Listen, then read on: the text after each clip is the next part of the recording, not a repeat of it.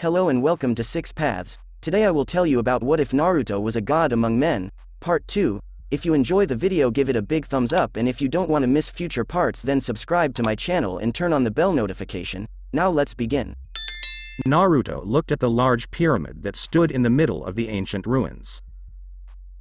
It wasn't exactly visible to the naked eyes, but nothing was really hidden before the eyes of Naruto Uzumaki. He figured that no one really had ventured into the pyramid since it wasn't visible to the naked eye, and it wasn't exactly tangible for one to touch it if you couldn't see it. Sighing once more as he gathered the energy reserves stored within his muscles, Naruto closed his eyes. He was preparing himself for what was coming, what he was going to hear from this being that brought him from the elemental nations. His life wasn't his anymore. He had died, and this being that called him here had sacrificed his life to being him here. As far as it concerned him, Naruto knew that he had died, and this could only explain why he was alive and all parts of his body present. If someone had given their life for him to live, he could at least hear what they had to say. As if it was on automatic, the walls shifted to create a passage for him to enter. The passage he walked through was deathly quiet. Candles were lit on the walls, giving the passage a dim light. Some sort of thick mist flowed on the surface where his feet touched. He couldn't see where he was landing, but he still walked without fear or doubt. His eyes were only focused on the end of the passage. Once he made it out of the end of the passage, he reached the center of the pyramid. It was rather clear as day. The center was some sort of a hall, the entrance being at the one he used. All four sides were empty, but there was something like a tomb in the middle and a man sitting on top of it, legs crossed. He was wearing a white gown, exactly like Hagoromo's, and had small black eyes, as well as shoulder-length black hair. Naruto didn't reach the man, but stopped at a safe distance. "You surely did take your time in coming here," the stranger said calmly. "I could have ceased to exist if you had taken much longer." The voice was the same as the one that had spoken to him in the river village. It was a bit light though, but the same voice nonetheless. In response, Naruto shrugged. "I don't think you would have allowed yourself to cease to exist before you spoke to me if you really wanted to tell me something important." "That may be true, but when your time is up, it is up," the man said. "I am not surprised someone like you would say something like that though. You are the same person who promised Mei-san that you would return from the dead if your plan doesn't work." He sounded a bit amused. Sometimes he truly went overboard when making promises, but then again, the power between life and death was inside his hands. He existed in the physical plane and the spiritual plane. Why wouldn't he believe he could return from the dead? On top of that, he did the impossible, even some things he considered to be godly. How couldn't he believe that the impossible would happen if he did many of such things? Before he could respond, it was only then did he realize that the man in front of him was a ghost. He could see through him. He didn't say his findings out loud. He settled for responding to the remark about his promise. "I gave up too much for things to turn out in a way I did not think. If my spirit is watching, then it surely wouldn't rest in peace until its body is revived. Of course, since I am here, that can't happen." Being here meant that even if he couldn't remain in a plane where he could observe the elemental nations. But if he existed somewhere, he wouldn't be here. Being here meant that his soul was in this world. Everything of his existence had been removed in order to be brought here. Perhaps he had been a little too naive to think that he would be able to move between the dead and living as he so wishes. Hagoromo couldn't do that. He couldn't even show himself to everyone, and he couldn't interfere with things directly. The fact was simple. He was a dead man, and so was he. Even if he had turned into the state of Hagoromo, he could only influence little. "You dream too much. Simply because you existed between life and dead didn't mean that you could return from the dead any time you chose. Once you died, you lost that power. But you studied enough to know it. Could it be that you only choose to believe otherwise just so you can assure yourself that things are well in the elemental nations because you aren't tossing and turning? Naruto appeared thoughtful for a moment, but he shrugged in the end. Maybe, he said. The man smiled. Let us move on to why we called you here, shall we? He paused to see Naruto's reaction, and continued when he got what he wanted. Your fist question is what happened during the last battle. I will tell you this bluntly, it is as Kurama told you. In the end, they burned your body to ashes. Not so surprisingly after all I did, Naruto said. He didn't seem too concerned about it. Then. It is not my place to tell you the current situation of the elemental nations. To be more precisely, I can no longer go to that world. I told you already, I sacrificed a lot to bring you here. The man jumped down the floor before walking towards Naruto. He stopped just inches away before speaking again. I am glad that I revived you and brought you here. Just seeing you in person assures me that you're that person I needed. Can you show me that power that had you hailed as a god? I can't do that, Naruto said simply, but seriously. Even though I saw most of the things you did before brining you to this world, I don't know the extent on your power now since Kurama's power is available to you without limits, the man responded. My body can't handle it, not now at least. I can't even control it all. I see, the man said before returning to his chair. You forcefully tore the barrier between the first container of magic and second origin. Most advanced wizards learn to use second origin, but you have forced all containers to mix, creating one large container. Unfortunately, this process forced Kurama's power, which you inherited, to combine with your own chakra as the body fought for a way to contain all that power. Right now, because you have neglected training, physically, your body isn't strong enough. Neither is it strong enough to use your magic, nor when you combine magic with chakra. If you release the limiters you set up, all that power will be seeping out of your body in a tangible form, and runs the possibility of destroying your body. Yet you ask me to show it to you, Naruto added. The man shrugged. You always ridiculed those who couldn't control their power during your demon days. I thought you would fight for control over it just to flout it. You're proud of it, after all. Despite being revered as a demon, you happily wore the armor of a god and still yourself as such. That was the past and it won't take me much effort making my body strong again, Naruto said. Who and what are you? For someone who was saying he didn't have much time left, he was awfully going off topic. But Naruto guessed that the man didn't have to worry about ceasing to exist since he, who he has brought back to life, is right in front of him. During the Dragon Age, I came to exist. I watched humans battle dragons, humans killing each other. I witnessed the birth of Zareth. Before Zareth was, I was. I didn't master dark arts. I simply mastered all forms of magic, with the exception of everything that has to do with black magic. My power grew too much, and I secluded myself away from civilization. During isolation, I continued growing my power to the point where it spiraled out of control, resulting in what you see.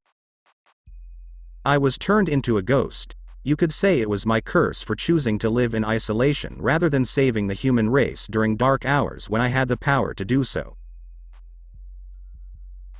As a bonus to this curse, my hands can't touch anything of this world, and no one of this world can touch me or even hear me. Because you can't have any direct contact with anyone of this world, you called me, for what purpose?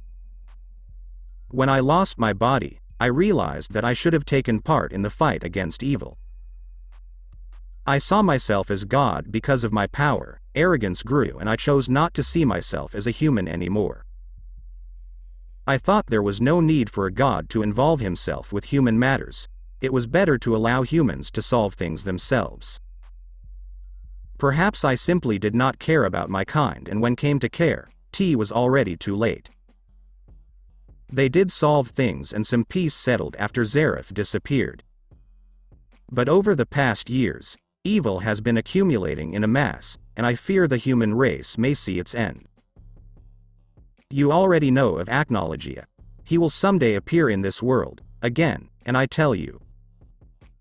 That dragon sees humans as nothing more than insects. He isn't afraid of wiping them out of existence, and he has the power to do so. Although I cannot give you my power, I believe you can save humanity and vanquish all that is evil. Because of your eyes, you can manipulate all forms of magic, and do so much more than anyone in this world can. You're a god after all. Naruto was silent. He was disappointed. He had been thinking of living a normal life, but he was now being forced into the fold because someone who refused to aid humanity back then was trying to make up for his mistakes. He couldn't fault and rebuke this man for his actions. No, everyone does what they think is right. But if we do acknowledge our mistakes, we try to move past them. This is what this man was trying to do. He was trying to make up for what he didn't do back then. All these powers he held, the will to survive, the will to do what was right, it made him the right candidate. Yet Naruto wasn't sure he was ready for the role of being a hero. He had played the villain, and quite honestly, he had excelled in his role as the demon god. Being good in the eyes of people would only make him question if he should have done things differently. Naruto had known that he would know his fate by coming to this place. It wasn't like a hammer had been dropped on his shoulders, but he was going to be forced to change a little of his outlook in the fight against evil. I wanted you to see Zancrow because I wanted you to understand him a bit more, the ghost said. Naruto appeared to be thinking carefully over this. He didn't fault him though. But he would appreciate it if Naruto understood the situation. Having him see Zancrow also helped in this regard. He could only hope that the blonde would willingly accept his new role, even if it meant becoming a demon again to save this world. Naruto sighed tiredly. This was all just troublesome. Any fight against evil, I'm all in, he said rather weakly. I thank you in advance, Naruto. I know that you will not fail. My hope in the survival of humans is in you. When you leave this place, I will cease to exist and you'll never see me again. You will have to forge bonds of your own to keep that evil inside of you from consuming you. You're putting a lot of hope in a single man, Naruto said with a weary smile. That is because I have observed you long enough and know that you're not the type to turn away from those in need, the man said. Though I sacrificed my life so that you can live, your life is still yours. You're free to do what you wish. Naruto simply nodded. I will tell you something you want to know, the ghost said. Yes, it is possible for you to return to your world. You will eventually find the answer. I can only give you this clue. The answer lies in your eyes. If you can gather enough magic, and use your eyes more than you did at the elemental nations, you will find the way. A week later. In front of him stood 5 men with maniacal grins that would be disturbing to anyone, but Naruto had seen it all. There was truly nothing that could scare him. He sighed. He was going to clean the world of vermin. At least he didn't bath the ground with more human blood. These vermin were part of a guild he'd erased from the face of the world, and they'd come for revenge. They only knew it was him because they'd actually witnessed him perform his good deeds. But where did it all start? A month ago, he was enjoying the easy life in the presence of Hissui and Aika. Flashback. Naruto's nose packed up as a smell of morning eggs entered the confines of his small bedroom. He was quickly brought out of his sleep by the sound of steel rubbing against steel, scrambling eggs. His sleep was being cut short by whoever was inside his premises. Sighing, Naruto looked at the time. 8 a.m. He'd only returned home about 3 hours ago, and he was being forced to wake up so early. A yawn escaped from his lips as he outstretched his body. With nothing but boxers on him, Naruto got out of bed and headed towards the small overcrowded kitchen. Aika was busy making herself breakfast.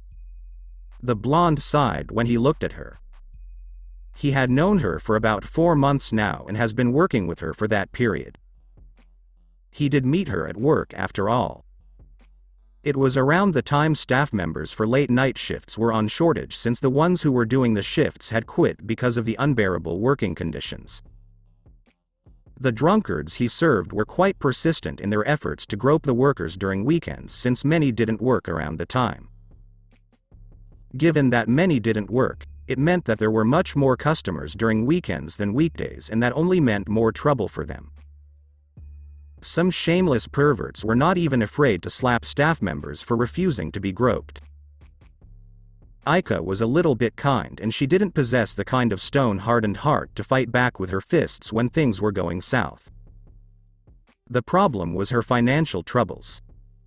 He could be wrong when saying she was kind.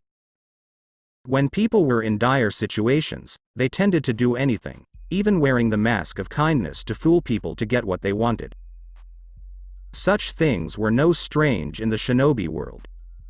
But he had also seen it in this world.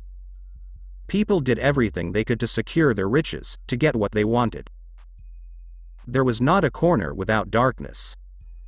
It was just a little better than the elemental nations. The rule of the Magic Council brought some stabilization in criminal mages causing havoc around Earthland.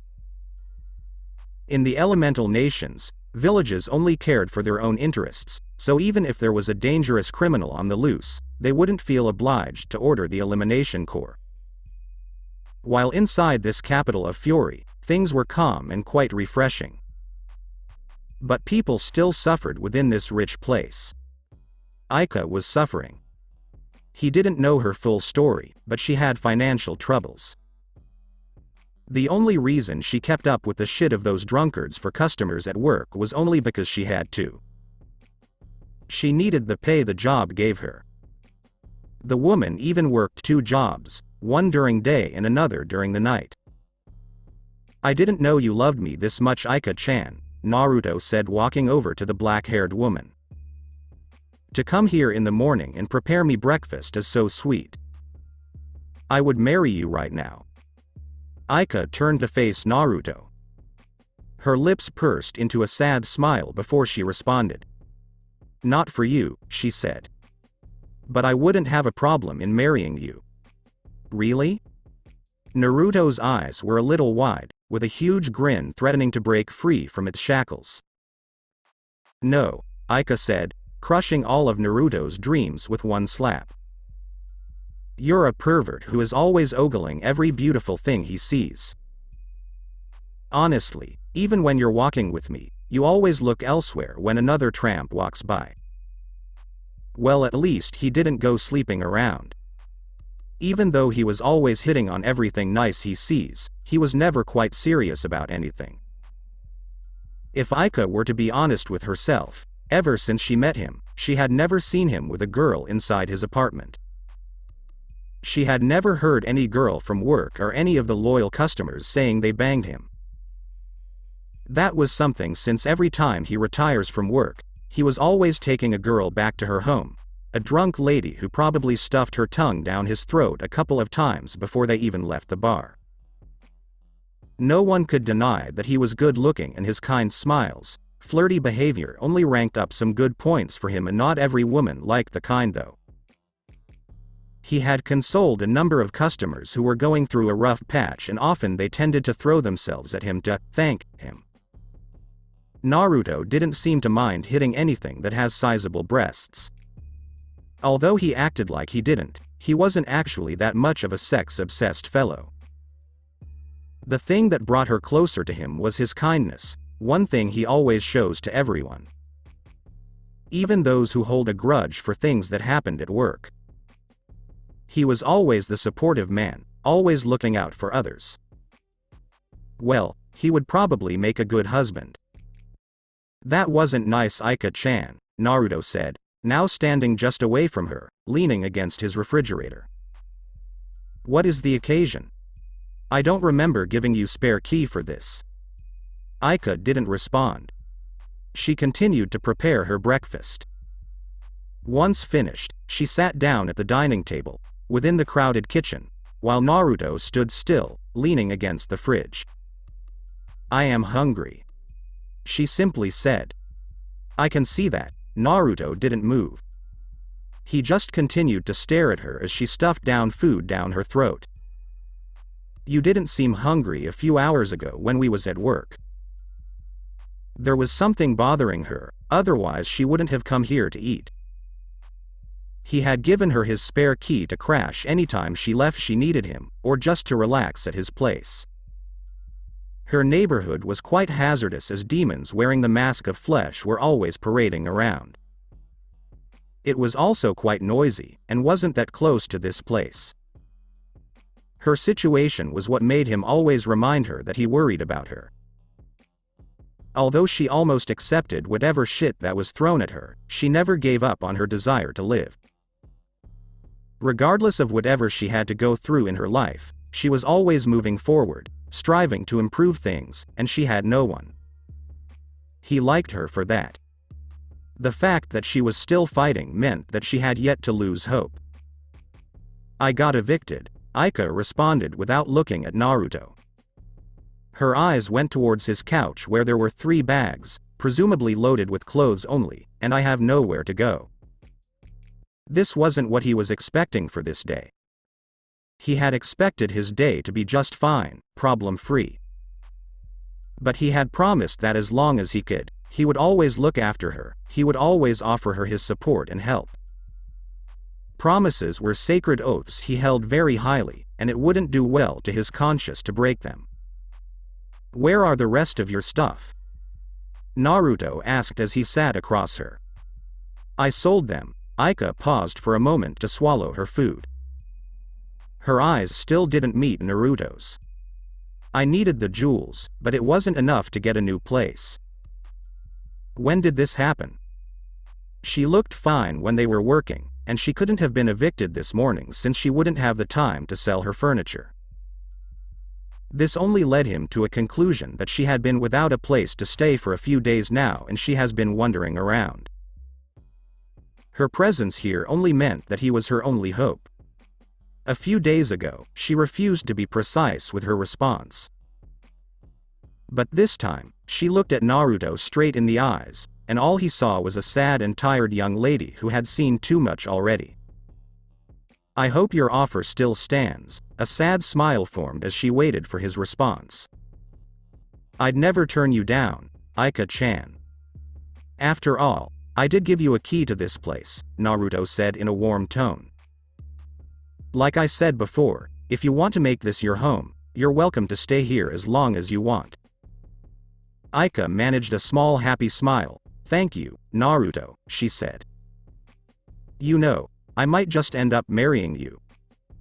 Her eyes were closed, to hide whatever was in them, and the smile on her face didn't really reveal anything. That wouldn't be so bad, Naruto responded before letting loose another yawn. He really needed to get some sleep, but he just continued to watch Aika eat until she finally finished her meal. The black-haired looked at him. You won't even ask me why I couldn't afford my rent when I have 2 jobs, she stated. He didn't really bug her to get the inner details of her story. And he didn't go around snooping to get details on his own. It wasn't that he hadn't asked her before, he had, but she didn't say much and he said he would respect her privacy and allow her to tell him when she was ready. I told you already. I want you to tell me the rest of your story on your own, not because I pressured you to do so. I want you to be free, Naruto said quietly with a smile. Comfortable silence settled in as Aika gathered her thoughts. I already told you that I have no family left, but I didn't tell you how it came to be like that. Naruto nodded. I didn't pester as I was satisfied with just knowing that there was someone like me, someone who had no one. He was alone in this world. Even in the elemental nations, he only had Mei when he was making history. Even though the woman tried all best to be there for him, her love didn't patch all the gaping holes inside his heart. Friends and family were needed. His line of work left him without friends.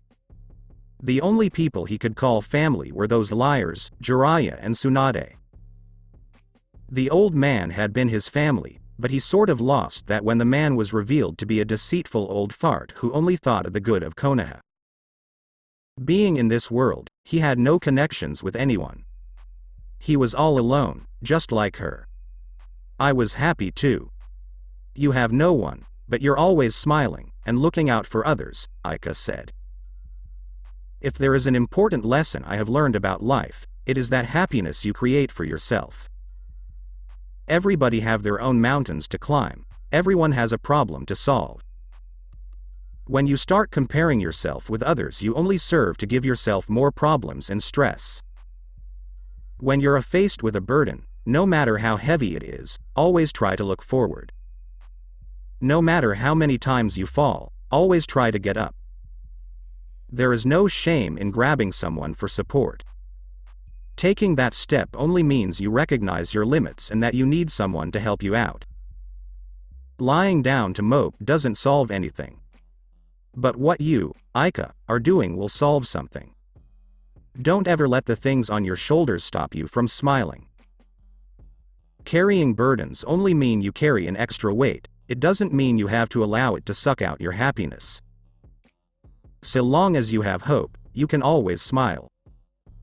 I don't know how many times I've heard you say those words, but every time I hear them, it feels like it is the first time I hear them, Aika said with a smile. It wasn't a sad smile. There are times when I feel like giving up and just sell myself to prostitution or just die. Regardless of how much money I earn, regardless of how much effort I put, I am always reminded that I have no freedom, my life is not for my own. No matter where I run off to, they always find me. Yet, you're still alive and striving for your freedom. Aika nodded. There is a little voice inside of me that tells me to keep moving, she said before taking a pause. My parents were very wealthy. It was just me, mother and father. But all that changed when they were killed when I was young. Things wouldn't have been so bad because they'd left everything to me. But it turned out that they were involved with some bad people. I was told that they were murdered because they weren't cooperating as they were supposed to. All their wealth was taken away from me by those people and I was left with nothing. My grandmother took me away to her village and took care of me until I grew up. When I did grow up, she sent me away from the village and I went to a town. For at least a year I enjoyed the town life. A few months ago, my grandmother got sick. I had to go back home to look after her. But when I went back home, my grandmother's house was empty, everything was gone. I only found a letter from some people whom my parents supposedly owed. The people who took everything from me weren't the only people my parents were involved with. The reason they didn't as bothered when I was still younger is because they were still searching for me as they wanted to use me as collateral, and they were still fighting with the first group. When they lost, they upped their efforts in finding me. When they finally found us, my grandmother promised to pay the debt in monthly installments. She sent me away because she knew she couldn't keep up with the installments and eventually, those people would use me. She didn't want for me, she wanted me to be happy. When I finally met those people, I was given two choices. They either sold me or I worked the debt little by little for the rest of my life. They took my grandmother away for safekeeping, while I worked the debt. I would see her each time I made the monthly payment.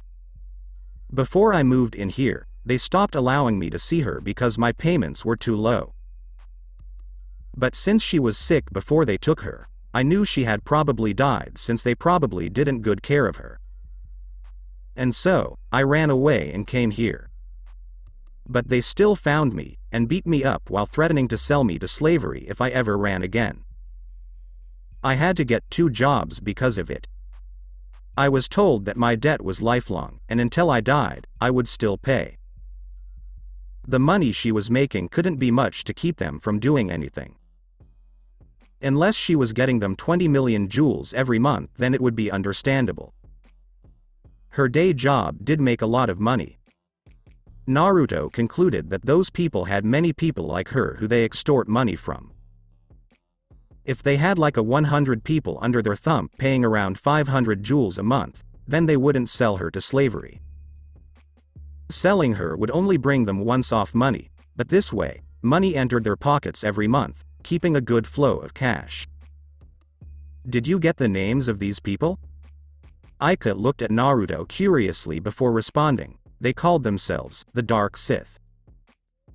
I haven't heard of them. Then again, he had been cooped up with this place to give an eye on what happened outside.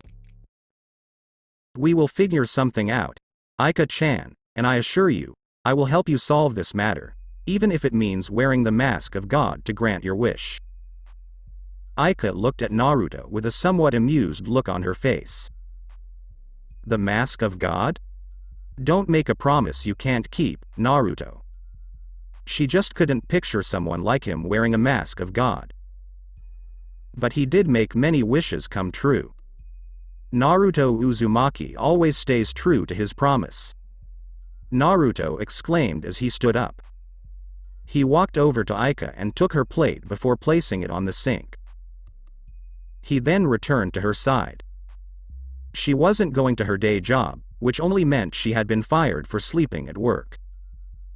But he wasn't going to bring it up. He gave her his hand. We worked all night, and you must not have slept since you had to get your things and then come here. Let us go to bed. We'll talk about our living arrangements after we have rested. Your hand? Well, you're depressed and your situation has me worked up, and I am really tired. On top of that, I only have one bed, and I'm not going to sleep on the couch. We can comfort each as we drift to sleep. Aika sighed and took his hand. Well, it wouldn't anything we haven't done before, she said. She was not worried of Naruto taking advantage of the situation to get between her legs. She had shared a bed with him on a few occasions and he didn't do anything. Though, sometimes she wished he did. Naruto. Hissui was too busy today to see him. Well, he had others matters to deal with and he wouldn't have been able to fully focus on her while he was troubled by Aika's situation. As long as those people continued to live, she would be suffering, and they would eventually do more than beat her up. He didn't want any of that for her. He wanted her to be free from her tormentors. She was working, but didn't enjoy the fruits of her sweat because some people enjoyed ripping where they didn't sow.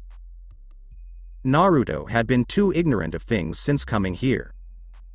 While the elemental nations had shinobi villages, this world had guilds which were homes to mages. Just as when they wore forehead protectors to show that they were shinobi and of a certain village, mages had guild insignia to show that they were from which guild.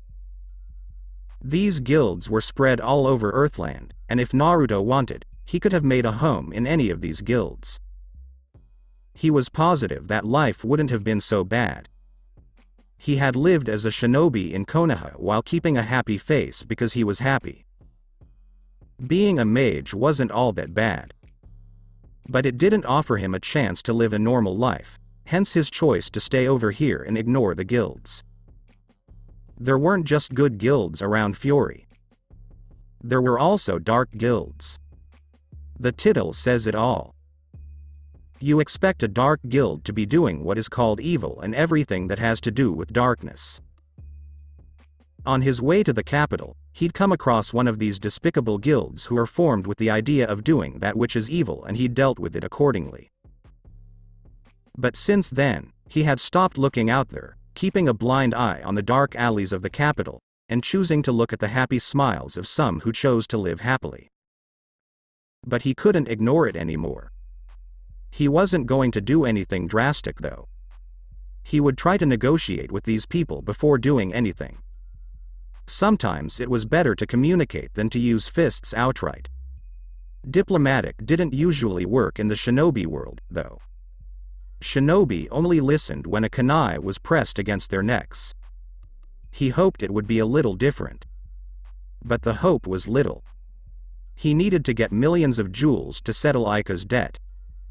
He already had a couple of millions from his savings since he didn't really do much with his monthly pay. Before he had even come to the capital, he had a couple of million jewels which he only used to furnish his small apartment.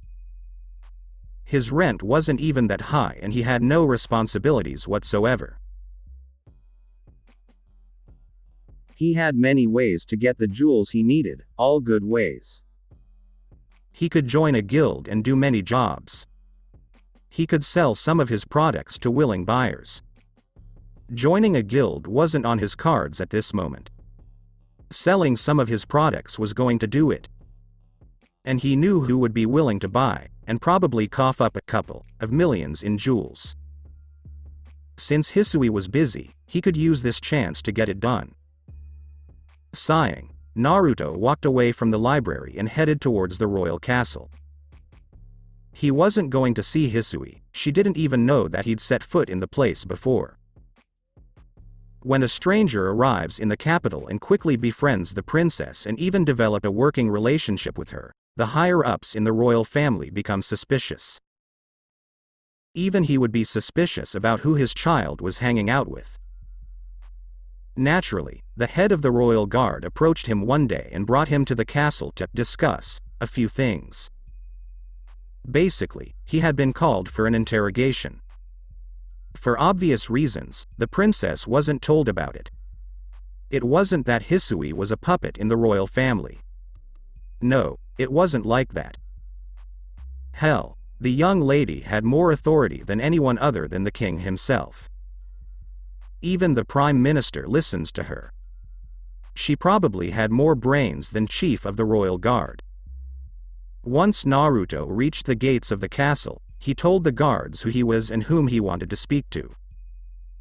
The guards had him wait while contact was made with the man he wanted to see. It wasn't long before the man himself came to fetch him. He was just as tall as him, fair-skinned, and of a good build. He also looked like a middle-aged man. His hair was short, a few threads hanging over his forehead, and he had small black eyes. He was wearing the usual royal guard uniform, but carried no weapon.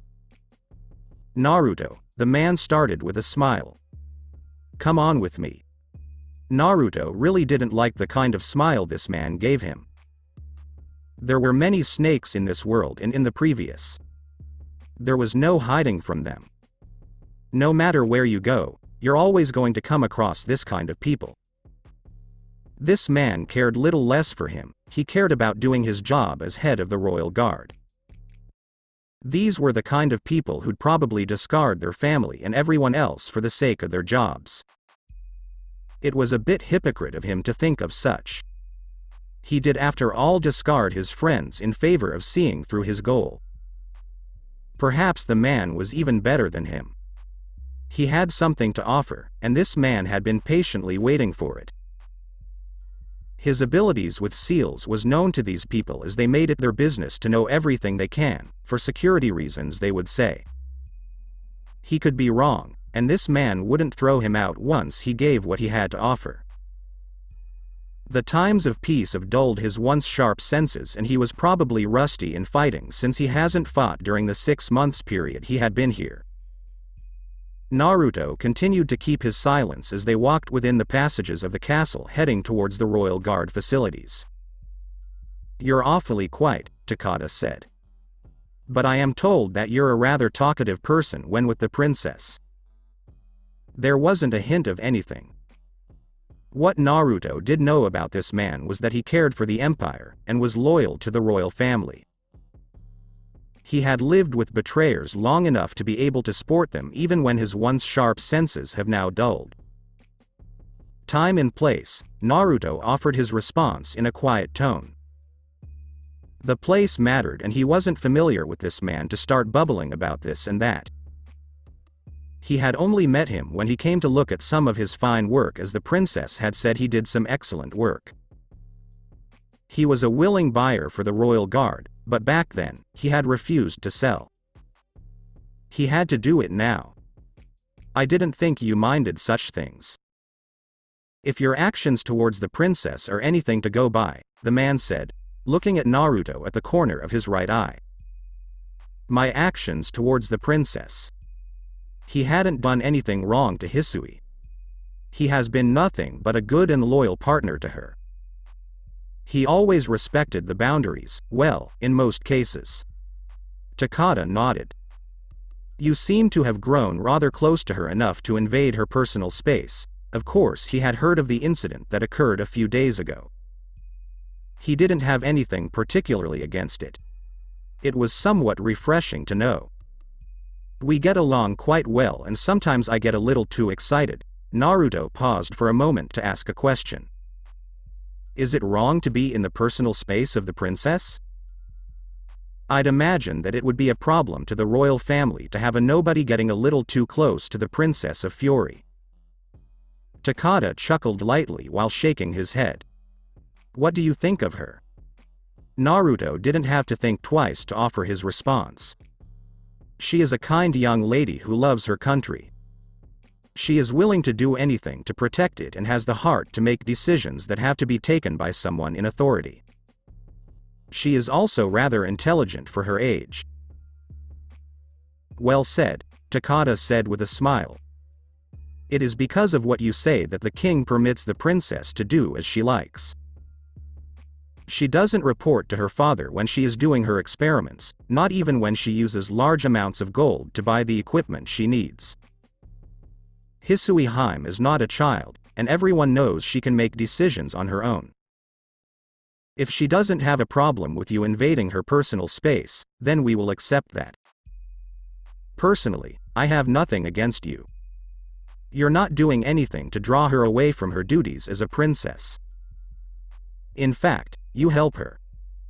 But if you were standing in the way, then we would have problems.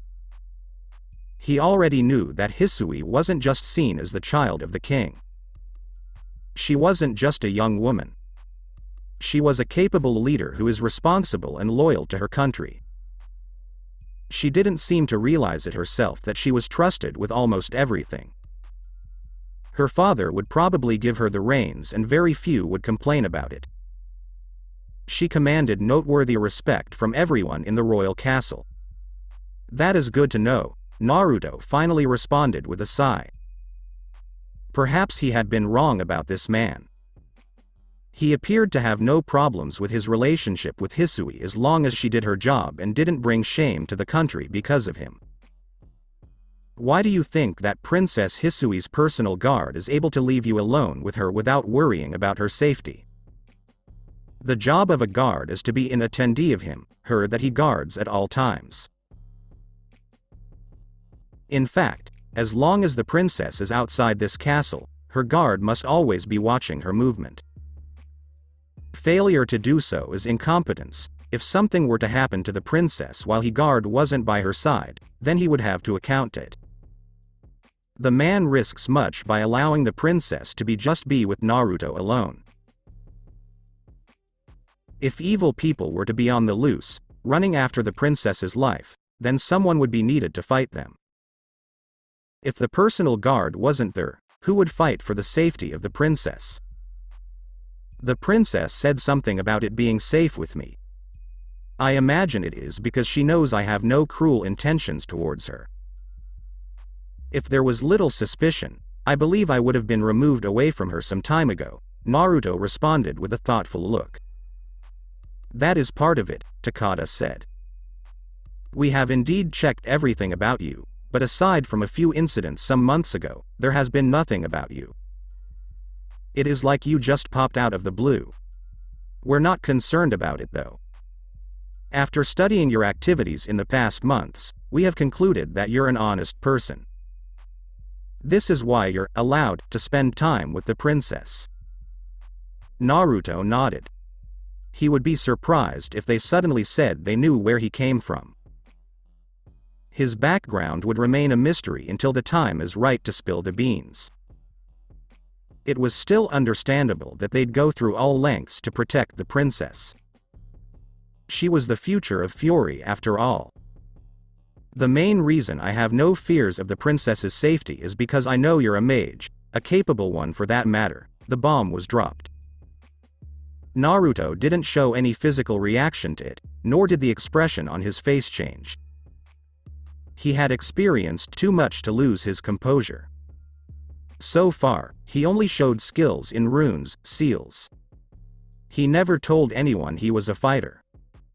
There was a limiter on him that he set to avoid the power he had inherited from leaking. Only someone with fine eyes would be able to sense some of his own monstrous magic, not to mention he still had chakra. How do you figure? Takada smiled.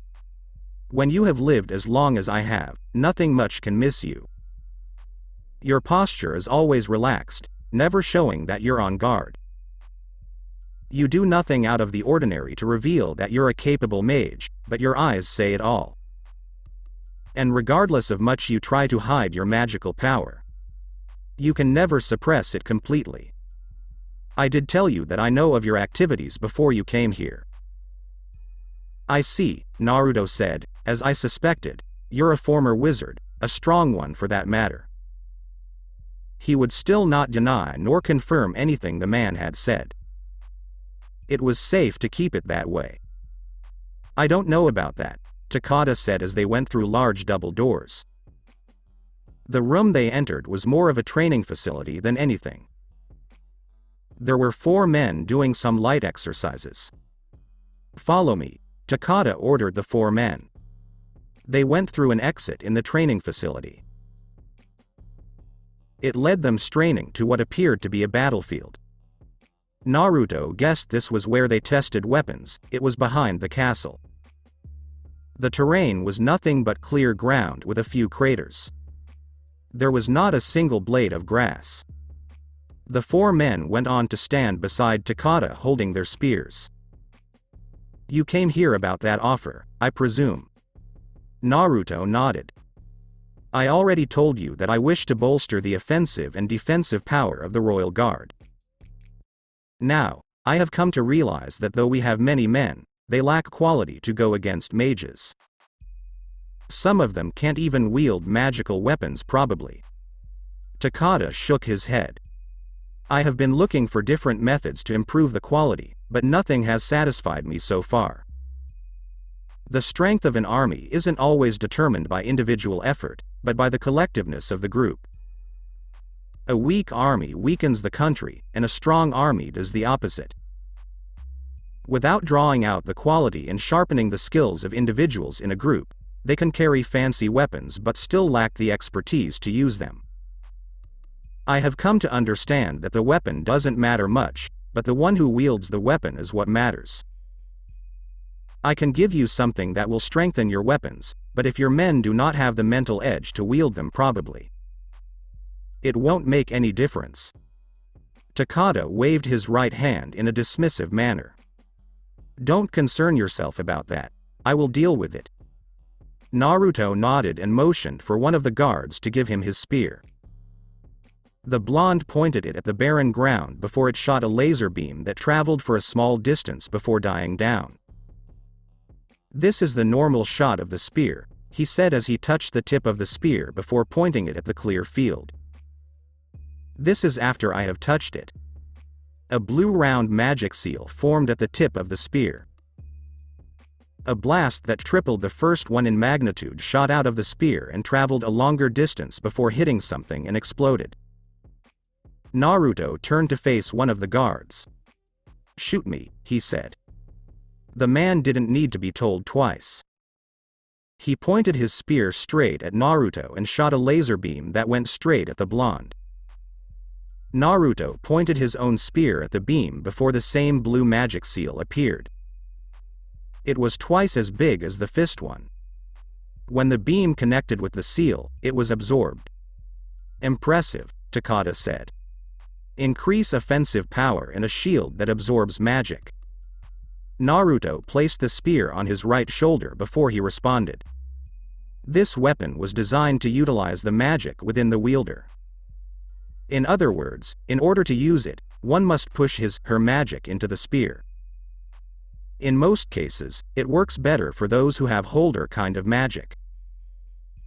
What I have done is put in a seal that creates a mirror when magic is flowing within the spear. This mirror is two-way, it absorbs the original shot from the spear before releasing it on the other side. As you have seen, the power of the beam is increased. The more magic you have, the larger the scale the mirror expands the beam. The shield is also the same mirror, as I said, it is a two-way mirror.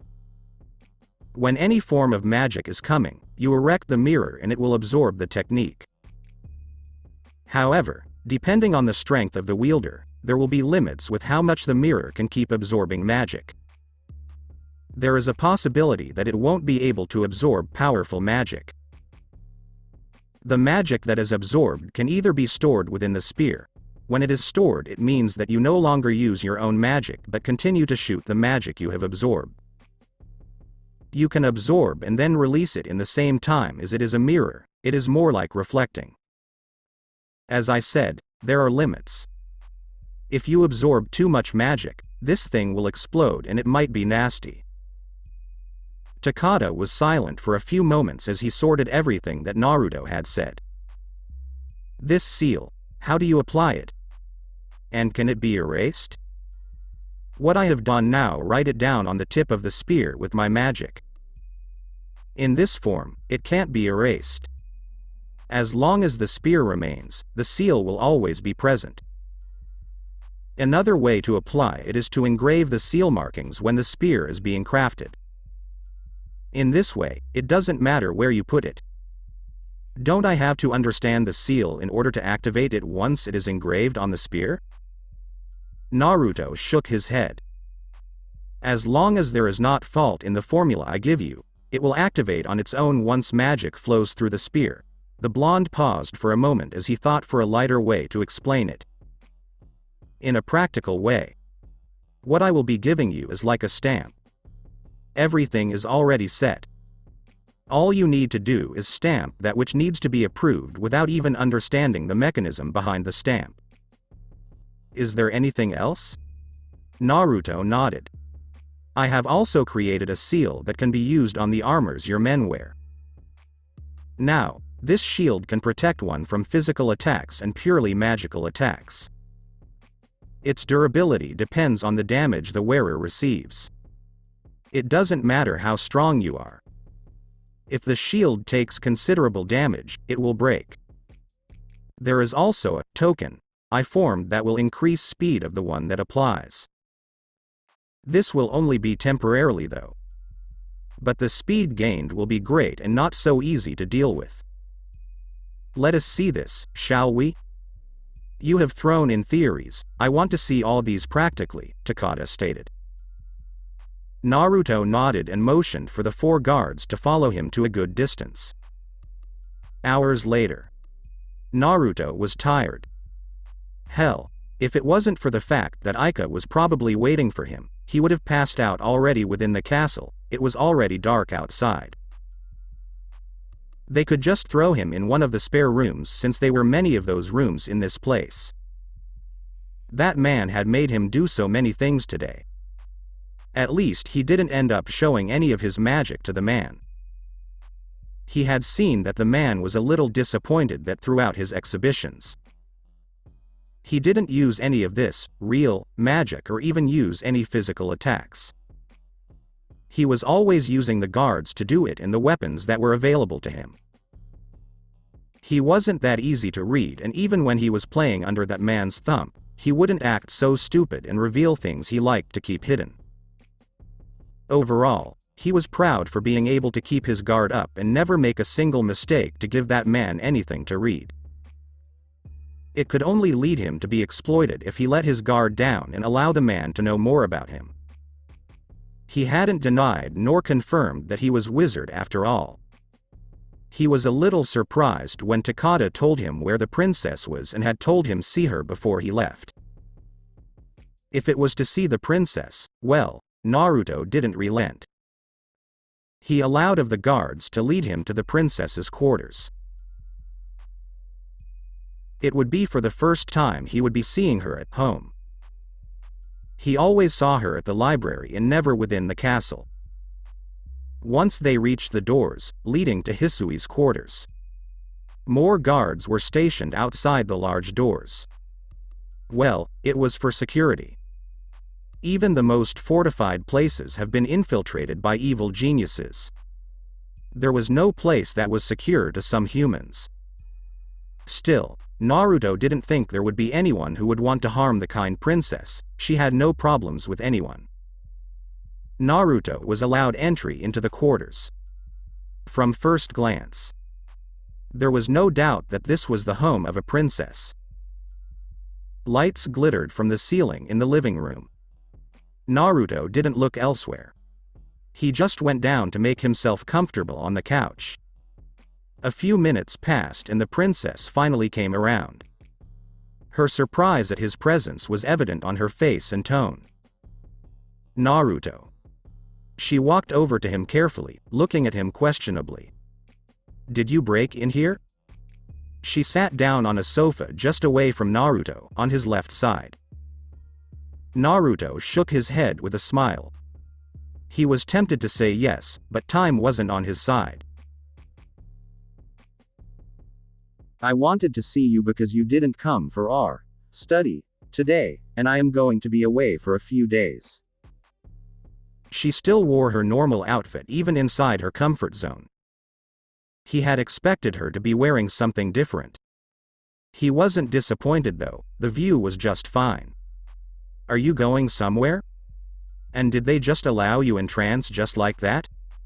She didn't think he would come here. Even if he was going away, he could have sent her a letter, or send someone. Strangers also weren't allowed in this part of the castle. Though Naruto wasn't much of a stranger, but as far as she knew, he'd never even been here before. I have some matters to deal with while going over to the magic library to search for something, Naruto responded calmly. I've been here in the castle for a few hours now. I was leaving and just thought why not say, hi, if my presence is still tolerable in the sight of the royal guard. Hissui became curious of what he had been doing in the castle without her. But she didn't ask him, thinking that if he wanted to tell her, he would. If not, she would eventually find out about it. How long? I don't know, Naruto answered. It will depend on certain things, and there are many books in that library. Searching for the right book I need will take a lot of time. But I won't be gone for too long. I might take a week or more. He just needed to solve Aika's mess. Problem. Then return here. Since Aika obviously knows those people's trail, it will be easy for him to follow them and seek out a way to solve without having to spill blood. But if it can't be helped, the choice will only be one. Wear the mask of God and do what must be done. The cost of many lives was going to save one life. That was how sometimes things worked. If things went south, Naruto was going to be forced to go in a path he wasn't prepared to take. At least this time he was going to play hero. No one would be crying because of him. A demon god playing hero. How amusing. Hissui nodded. It will be for the first time I spend more than a week without your presence, she said. Ever since they became partners, she was always with him after lunch. Not more than 2 days went by without seeing his face, his smile. Seeing him from time to time had become so natural, she never thought that this natural order of things would be disturbed. Yay, Naruto agreed. I can't believe it has been 6 months already.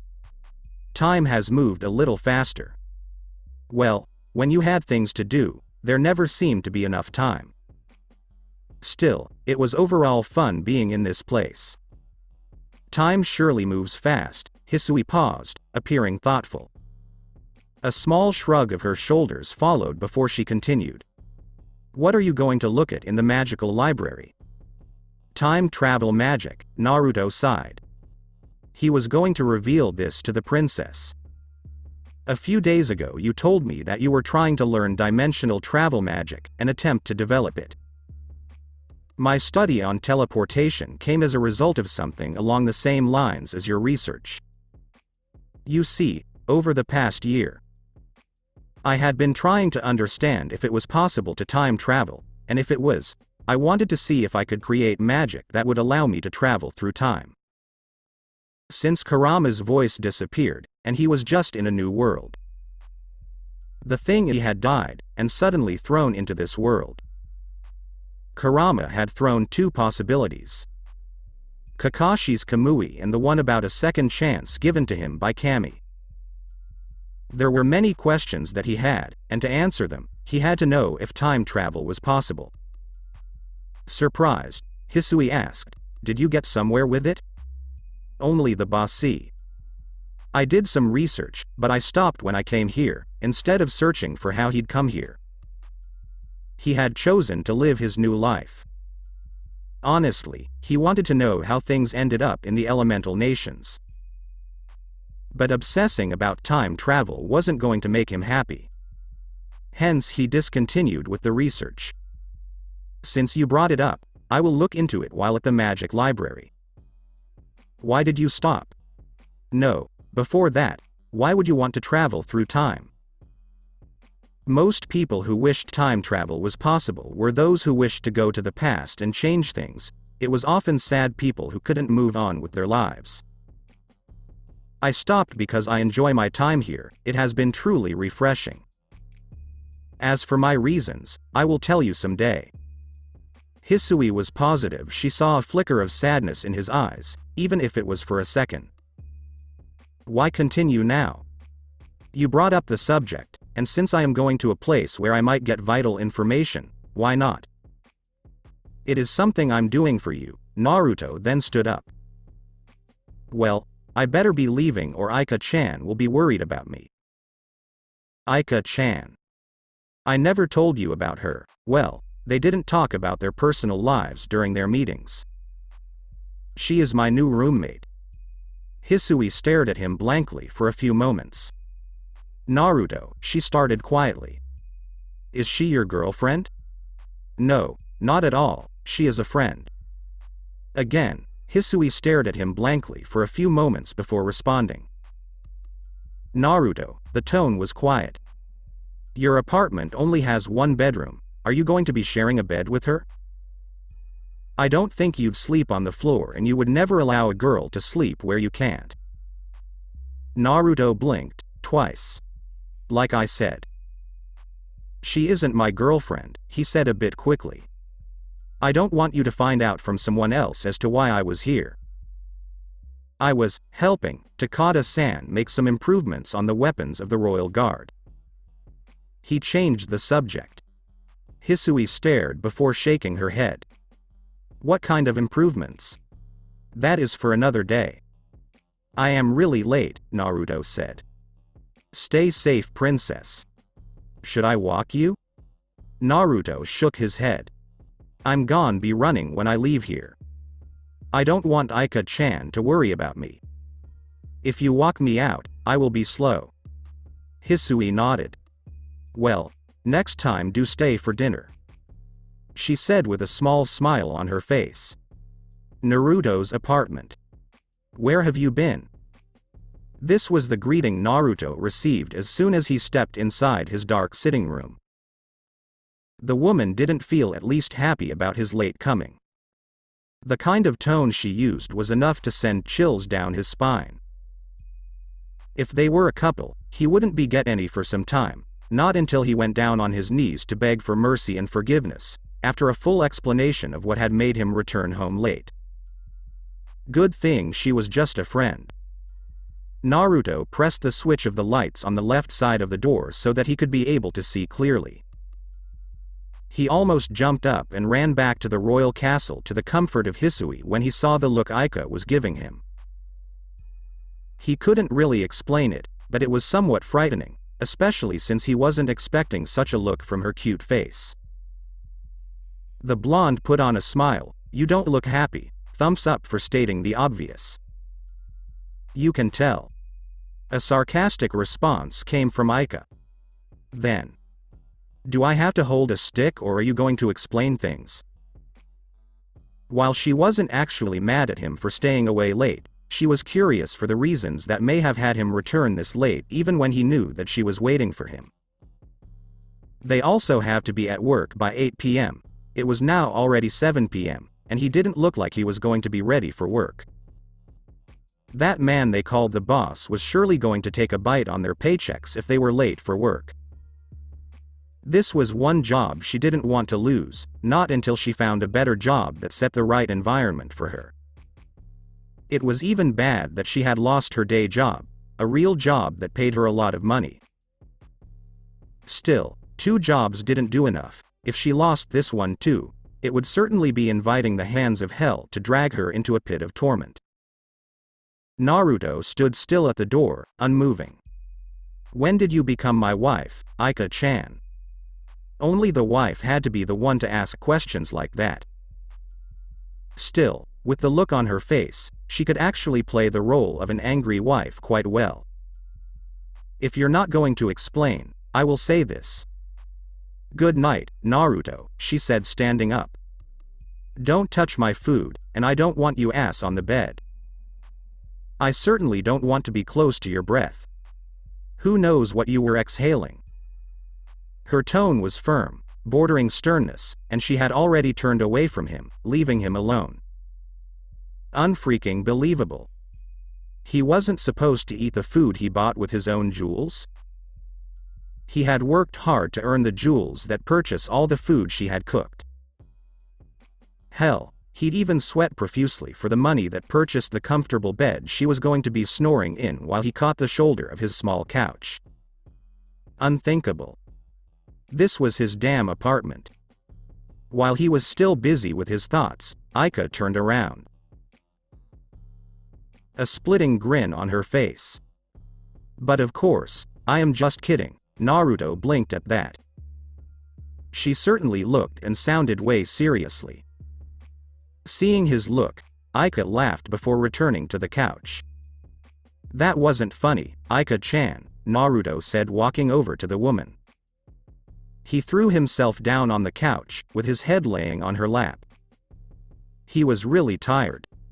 "When did you learn to school your features like that?" She wasn't that hard to read, especially for a veteran like him when it came to reading people's expressions and body language. Aika smiled down at him while she messed up his already messy blonde hair. "I learned it from you." Me? Surprised, he was. "I didn't think I was giving any lessons." "Well, I've spent more time with you than anyone, even the princess, when we count working hours. You interact with a lot of people at work, and regardless of what happens, you're always calm. You're able to control yourself perfectly without showing anything you don't want to show. That is not to say you're always wearing a mask. You're a lot more perceptive than I thought, Aika-chan," Naruto admitted. "Did I worry you?" Aika shook her head. "Not at all," she said. "I thought you'd be worried thinking I'd run off to deal with your problem," Naruto stated. Though he was making light of it, he was going to do exactly that. "You." Aika's brows furrowed before she shook her head. "That could come to mind if you disappeared." Certainly, Naruto was a lot more caring than he let on, and if someone he knew was in trouble, he'd have no problems in trying to help. "You look tired. What were you doing?" "I was working on a really tiring job," Naruto responded without going into details. The man who was working me didn't seem to mind that hours were dipping by one. Hence I am late. What of our work then? I resigned both of us today. Before he went on to the library, he'd gone to find that man to tell him that he and Aika were quitting their jobs. Of course, he didn't take it kindly, but Naruto had just enough of that man who lacked any form of morals. He cared for nothing other than profit and the sales of his bitter drinks. "What?" Aika stared down at him, deadly serious look on her face. She couldn't believe he had done something like that. Her job was her life, and without it, she was as good as dead. "I quit my job and mentioned you were also quitting." That job is not good for you and you don't enjoy it anyway. If you want to be happy, you have to work in an environment that is conducive for your happiness. You're sad, Aika, and I want you to be happy, regardless. Aika stayed quiet for a few moments. Naruto. I needed that job. That was all she said, and all that needed to be said. I know, Naruto said. I told you. I was working hard today. The job I was doing worked in a couple of millions. It will be enough to let us through till January. You will be able to make your rounds. We will find good employment for both of us. If we can't find anything, the princess owes me a favor. She will find work for you, a job that pays well. Why? I told you, Aika. I worry about you, Naruto said, smiling. Don't think too much about it. Just go with the flow, and I assure you, I will not put you into further trouble. Right now, I just want to eat and rest. Will you feed me? Well, you gave me a place to stay and I eat your food for free. Feeding you is the least I can do for you, and you really look worn out. I do wonder what kind of job you were doing today. Even when he sometimes worked more than anyone at the bar, he never seemed this tired from doing physical work. Today, he must have worked harder than he did normally. It made her smile just to know that he was doing it for her. She used to have everything in her past life, but she didn't have people who truly cared for her other than her parents. The so-called friends were only there because she was the daughter of a rich man. When she lost everything, they all turned their backs on her and walked away, leaving her alone to face the world. She had never been forced to live on her own. But she learned to live on her own after her only family also disappeared from her life. Coming here was the right choice after all. If she didn't come here, she wouldn't have met him, she wouldn't be so comfortable as she is now, even though a man was resting his head on her lap. He was so close, yet she didn't mind. She would never allow anyone to get this close. Naruto was Naruto. He was somewhat harmless. More physical work than I've ever done since I came here. Well, almost tiring as the night. Tuka-chan kept me up all night. He finished in a whisper, but Aika heard him clearly. Tuka-chan? I thought you said nothing happened during that night? Aika questioned, looking down at him with a small glare. This isn't the same night I am talking about, Naruto said with a small tired, nervous smile. Tuka-chan and I go way back. When I started working at the bar, she was the one who showed me around the capital and everything at work. I was her friend, and she didn't tell me. More importantly, you slept with her. Well, I was kind of lonely, bored, and she was very convincing. It was the only time he ever slept with anyone from this world. That was about 2 months ago and more than a year months since he appeared in this world. So over all this time, he's only gotten laid only once. The fact remains. Do you want to get even with Tuka-chan? Aika snorted. In your dreams. You'd have to marry me first to get in my pants. She still smiled though. If I wasn't tired, I'd get down on a knee and propose right now, Naruto said tiredly, before standing up. I'm going get something to eat. We'll talk about our living arrangements tomorrow. Of all the times we've shared the same bed, there has always been something between us.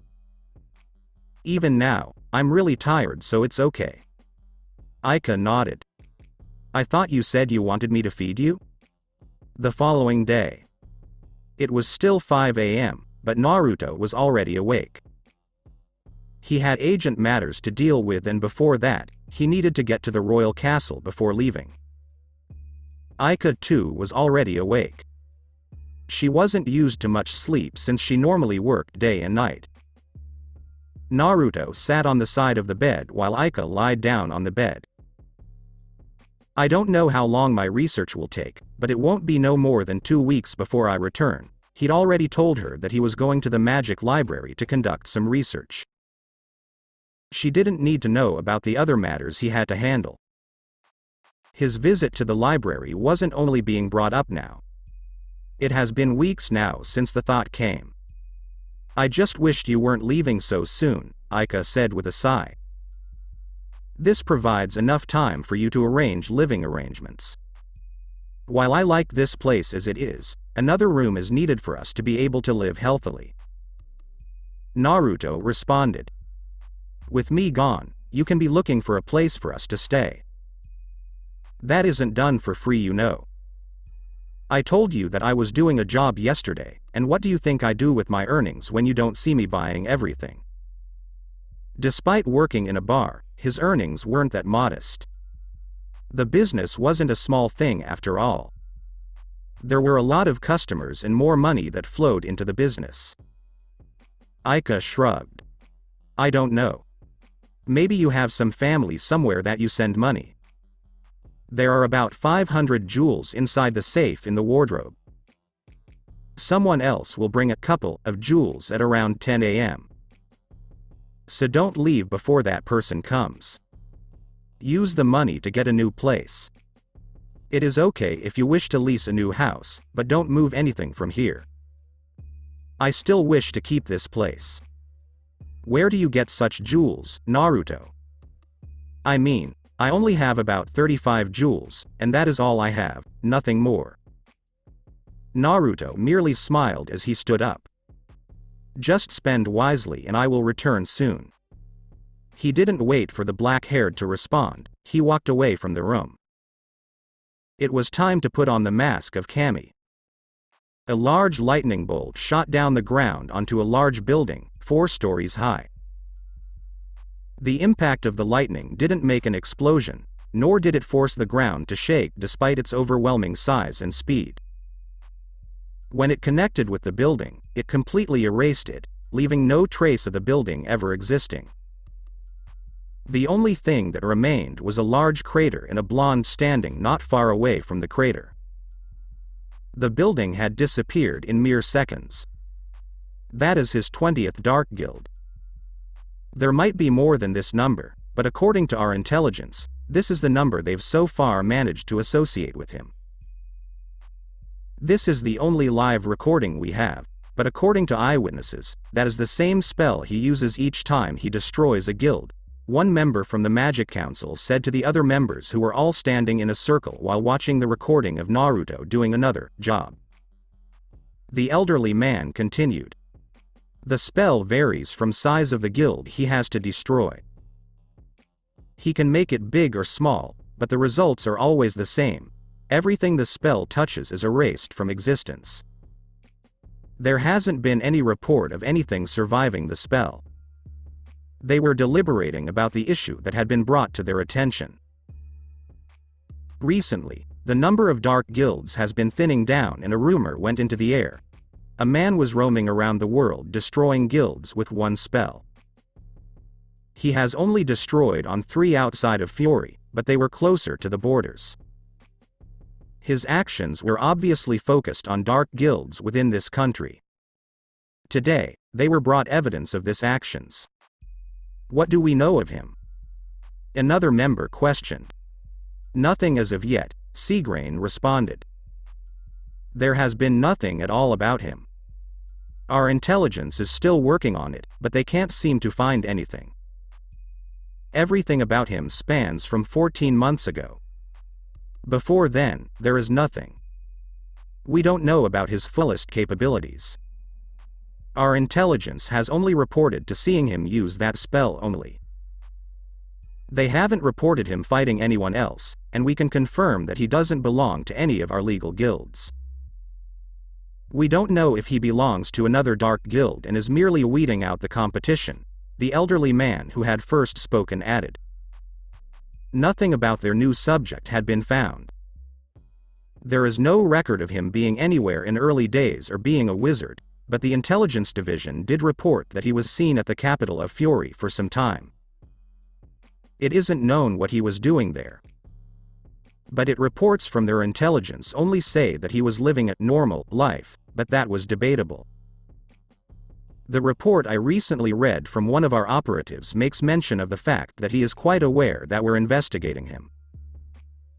The operative says that he has made contact with the subject, but nothing concrete was said, Seagrain added, completing the report on this new wizard who was terrorizing dark guilds.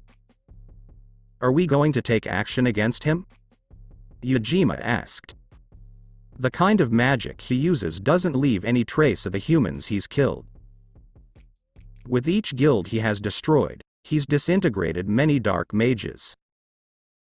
I believe such magic is dangerous, especially when we know nothing of him. A few nods went by. Why don't we just leave him be? Ultear suggested. If he knows that we're onto him, but still continues to do what he does, then there has to be something he is holding on to. If we move to apprehend him now, we won't know anything about him or his abilities. Of course, she had her own agenda about the matter. Lightning that could turn anything it touches into ash was interesting to her. As far as she was concerned, there was no one who used lightning magic like he did. Stalling here would mean that she was going to have more time to play while digging for more intel. Who knows, maybe even pay that man a visit. I agree with her, Seagrain said. All he is doing now is removing dark guilds. He is basically doing our job. Let us leave him be, but keep an eye on him just to ensure that he doesn't have another agenda behind his actions that we don't know. That is fine, the chairman said. But if he makes one move against any legal guild, we will move to arrest him. For now we will settle for watching him from afar. But if we get any more intel that is worrying, we will also bring him here. He stroked his beard for a moment before adding, the 10 wizard saints must also be informed about this as well as legal guild masters. This way, if any of them has ever had any confrontation with him, they can give us the information. That was final. After all, the chairman had spoken. Capital. That bastard. Aika cursed, hitting the bed she once shared with Naruto. He had freaking left her alone with his home and all his money. Who the hell did crap like that?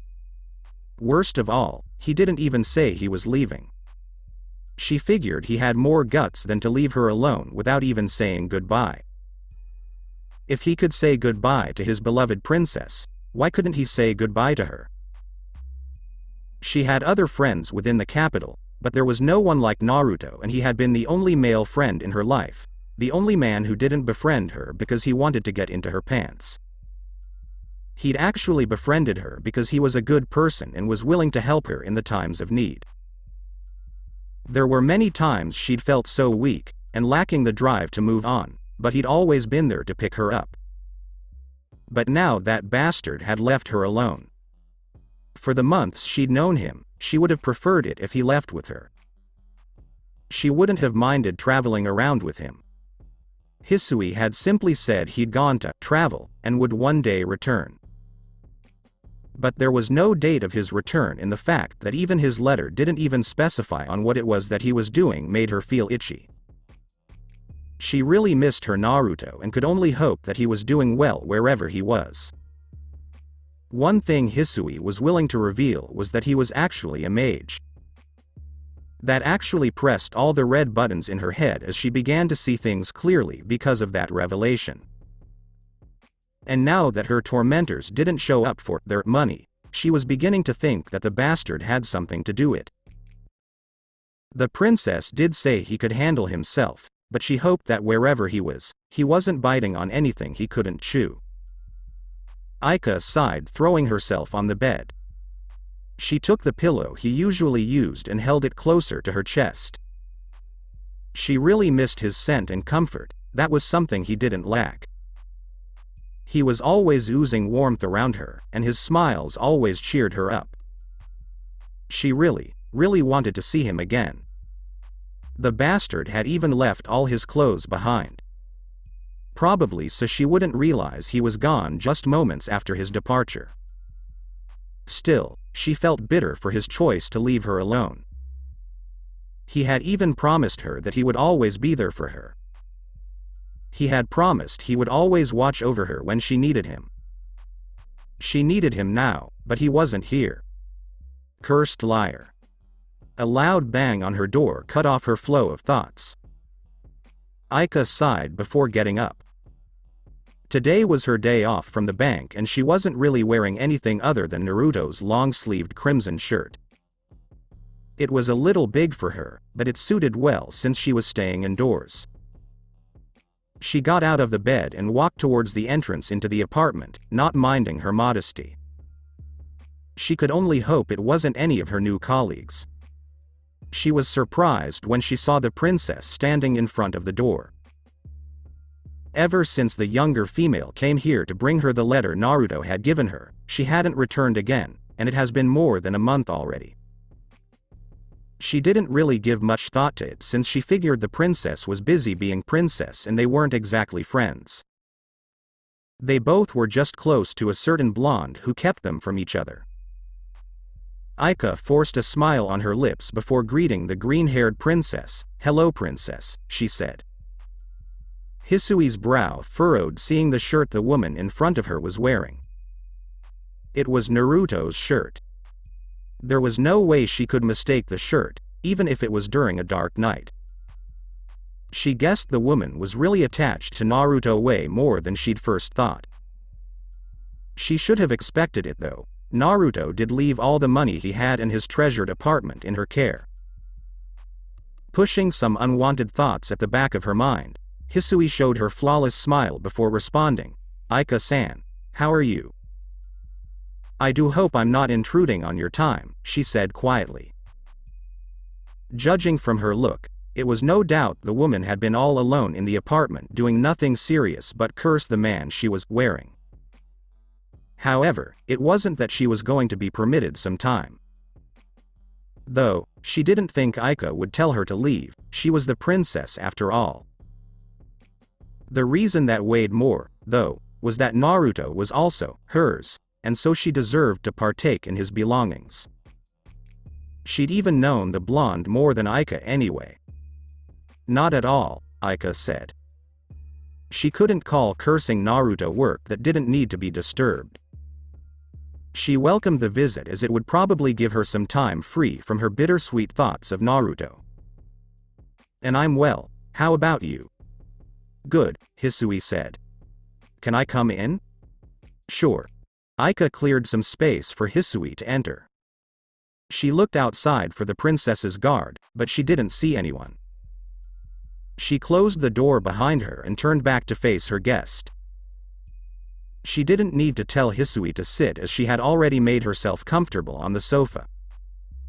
"Can I offer you something to drink?" Hissui shook her head. "No, I'm not here to stay for a long time." "I just came to take something," she said. She did appreciate the hospitality though. At least there wasn't any trouble between her and the woman who seemed much more attached to Naruto. Aika nodded before settling down. "I don't mean to sound rude, but what do I owe this pleasant visit, Princess Hissui?" "As I said, I came to take something," Hissui said. "To be more precise, I came to fetch some books that are in Naruto's shelves. The one in the bedroom, left side of the wardrobe. She could have walked in and taken them herself, but it wouldn't be a good thing to do, especially since Naruto left ownership of the apartment to this woman. Basically, it was now Aika's apartment." "I'll get them," Aika said as she stood up and walked towards the bedroom. Though, she was surprised that even the princess knew the parameters of this place. Naruto hadn't mentioned bringing the princess into his bedroom. Could Naruto have? No, it was unlikely. Still, that left a question unanswered. What was she doing in Naruto's bedroom?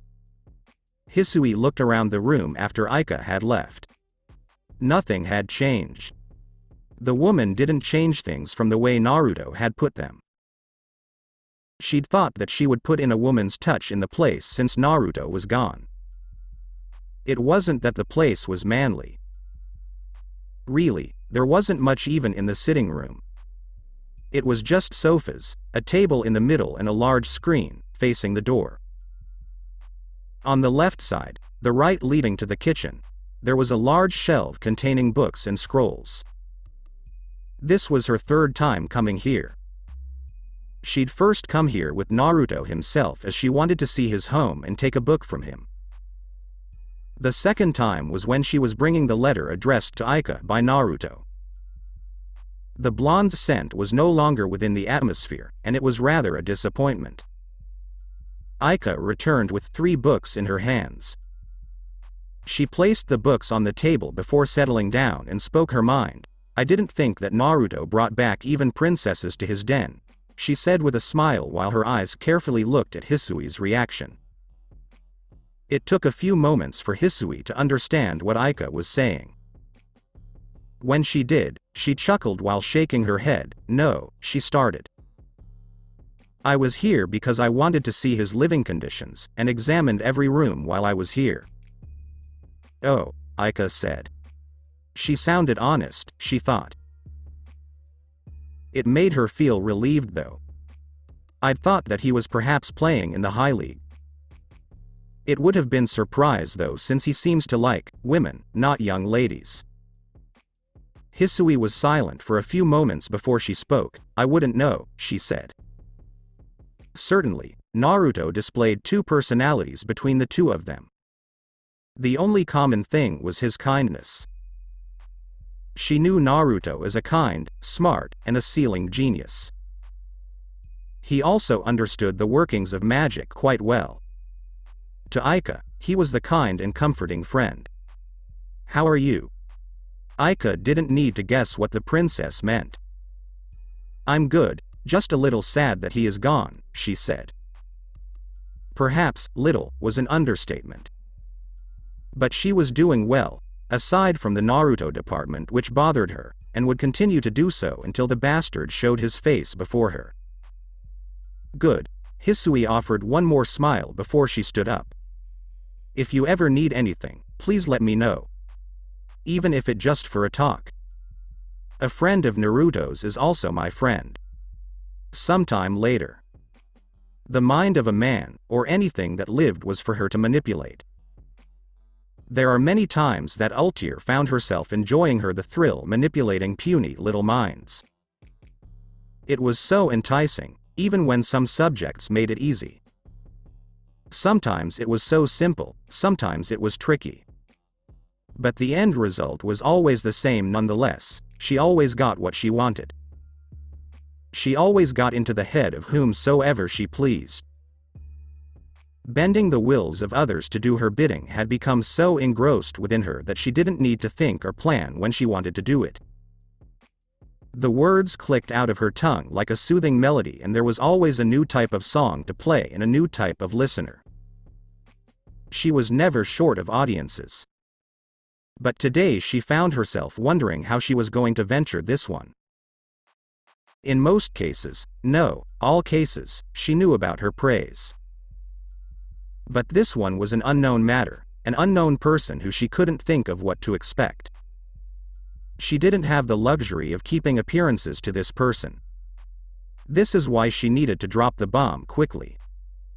But prior knowledge relating to the subject before engaging him, her worked in her favor, as she would know what to expect.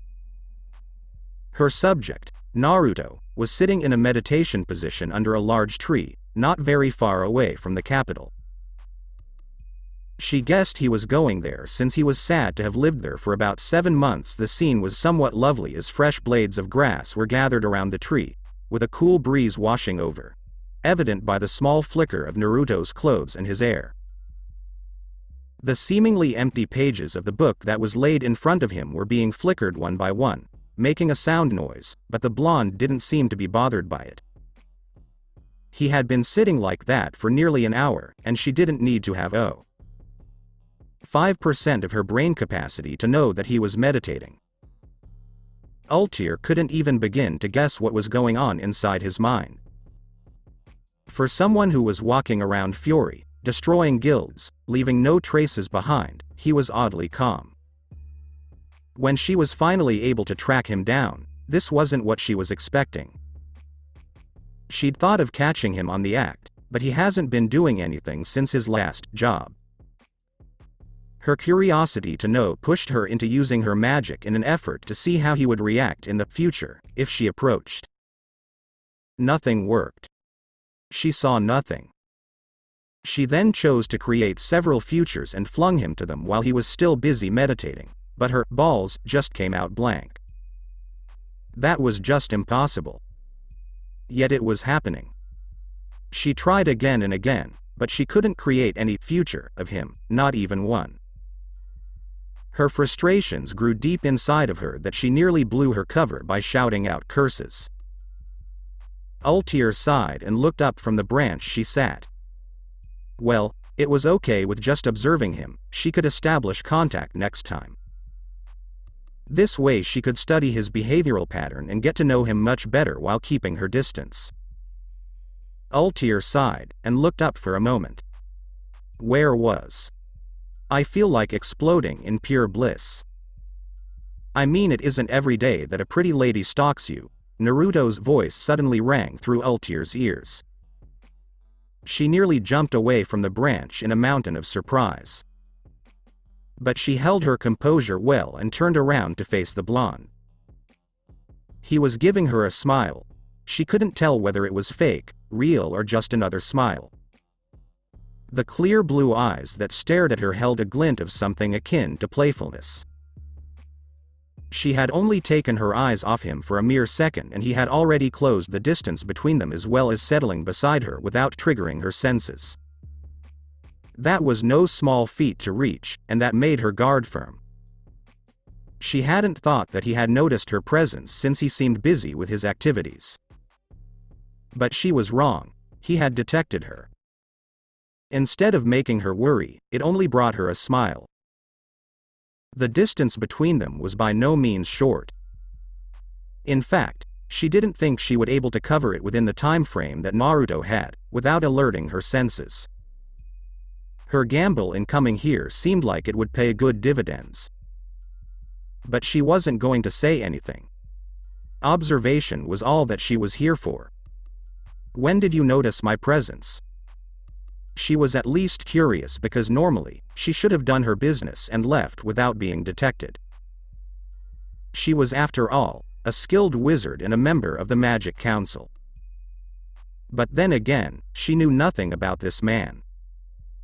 When you got here, the simple way in which he said it almost made Ultear smile, and the smile on his face was just unreadable. She couldn't read anything from him, and that was frustrating. Naruto continued after examining Ultear further. Can I ask you something? Intrigued, Ultear nodded. Sure. She said. Naruto moved a little closer to the woman, increasing the weight on the tree branch that it bended slightly as if it was about to break. The blonde didn't mind though. He took Ultear's right hand, and kissed it at the back. A small beautiful smile formed on his lips. I've been going on a dry run for 5 months now. Do you think that I'm not good looking enough? Am I not charming enough? When you look at this smile, and the ocean blue eyes, do you not see the beauty of nature? That was what Ultear wasn't expecting. Absolutely. She thought he was going to ask her something serious, but she missed the mark. Still, she smiled, after shrugging off her obvious surprise. Well, you don't look too bad, and your smile is rather beautiful. Naruto grinned widely before he let go of her hand. That really means a lot coming from a fine lady as yourself, Stranger-chan. Ultear almost twitched at that name. He had decided to call her, but she wasn't going to correct him. Not unless he specifically asked for her name. What are you even doing here? He changed the subject again after seemingly getting what he wanted from her, much to her frustrations. She still couldn't read a single thing from him. He was well guarded, and gave nothing for her to exploit. She never thought that there could be any men she couldn't read. She was the master manipulator after all. I was just wandering around, lost in thought. Ultear responded with a small smile. That was by no means the truth, and she knew that Naruto wouldn't buy it. But if she wanted him to talk so she could study him further, she had to do the long walk, or their conversation was going to be cut short.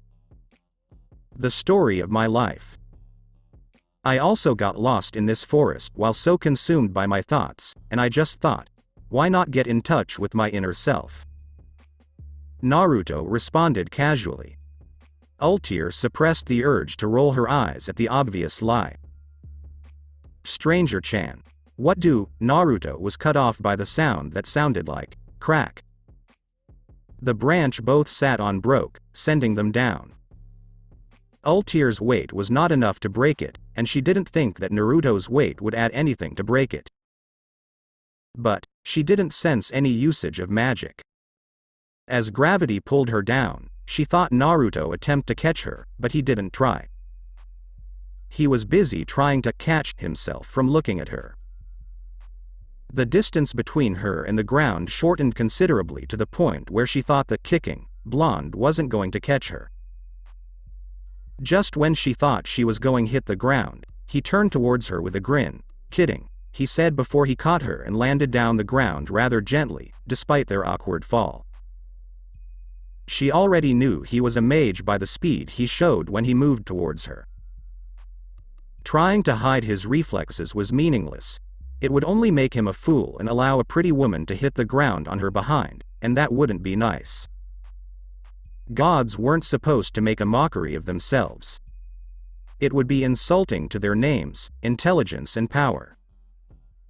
Ultear safely fell into the grasp of Naruto, who landed safely on the ground with both his feet. He was holding her bridal style. Ultear's brow furrowed when Naruto brought her much closer to him. She wondered what he was going to try next. His guard was still impenetrable, but since he seemed to like plying around, she could use that to her advantage. Would you believe it if I told you that I wished for both of us to fall just so I could save you? Naruto said with a smile. He went on to explain when Ultear remained silent. After I had saved you, I would be your hero and we may do something about my dry spell. Quite frankly, if Ultear were to be honest with herself, he looked like he was telling the truth, and if it wasn't the years she had under her belt worth of experience, she would have believed it. This man was really good. She still managed to smile, pushing her thoughts at the back of her head.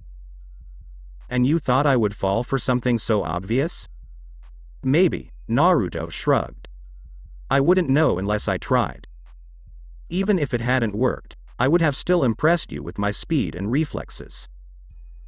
Don't you like those qualities in a man? He looked at her expectantly, as if he was waiting for her to say yes, and this was really important to him. I may or may not. Ultear didn't give a precise answer as it would be giving in too easily.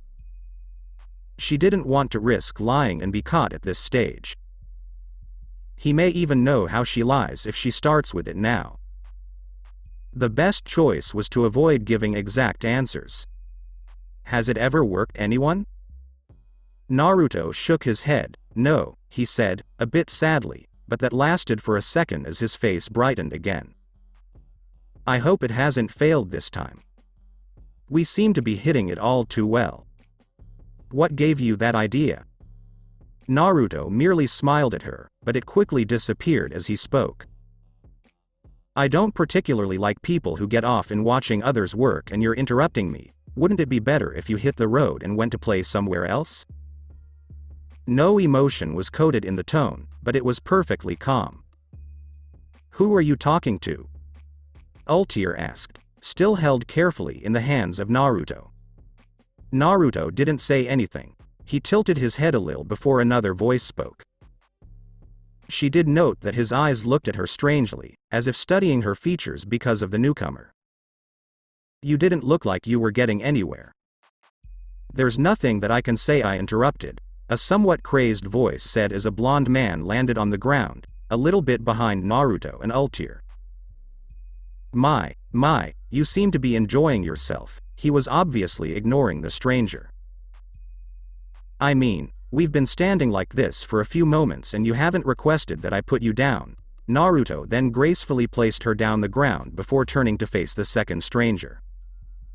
See, I was getting somewhere. The blonde-haired newcomer merely laughed, psychotically as he did.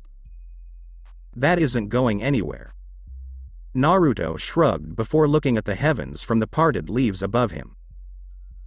He then looked at the blonde again. Judging from your intolerable laughter and appearance, it is safe for me to assume that you're one of the 7 kin of purgatory, Zancrow. Both Ultear and Zancrow were surprised not just by his knowledge, but the tone of his voice. It wasn't cheerful, nor was it light, it was bordering stern. Just by that, Ultear could deduce that Naruto wasn't fond of Zancrow. But that only worked in her favor, as some fireworks were surely going to be ignited, and she could get the chance gauge his strength further since he didn't reveal much when the Magic Council was able to locate him. Huh. Ya know of me? But it shouldn't be surprising since I'm from the strongest guild in a godslayer. Another psychotic laughter roared through the forest, coated in the wells of arrogance. He was chasing after dark guilds so that he could destroy them. He didn't want to see Magnolia summoned to this age to cause havoc by the evil deeds of men. While he was destroying these guilds, he had to collect intel so that he may be aware of what he was dealing with. Some of the things he's heard about the guild where this psycho belongs were enough to temporarily shut down at the joy in him and turn him into a demon. It is my business to know everyone in the dark circle. It would only be stupidity for me to hunt down dark guilds while not knowing who the true enemies are. Your presence here tells me you have some business with me. Naruto eyed Ultear for a moment before turning to Zancrow. I'm not interested in whatever you are selling. It felt like the message was directed both Zancrow and Ultear. Naruto then slowly walked towards Zancrow. He didn't stop when he'd neared the God Slayer, he simply walked past him on the left before speaking to Ultear. I hope I will see you again, Stranger-chan, he smiled once more before proceeding to walk away. Zancrow didn't allow him to go far. He twisted around and grabbed Naruto by his right shoulder, stopping him from moving. I'm afraid you can't go before I complete my job. Are you that afraid to face me that you'd want to run away like a little wimp? Afraid of you? Naruto said in mirth. Not at all.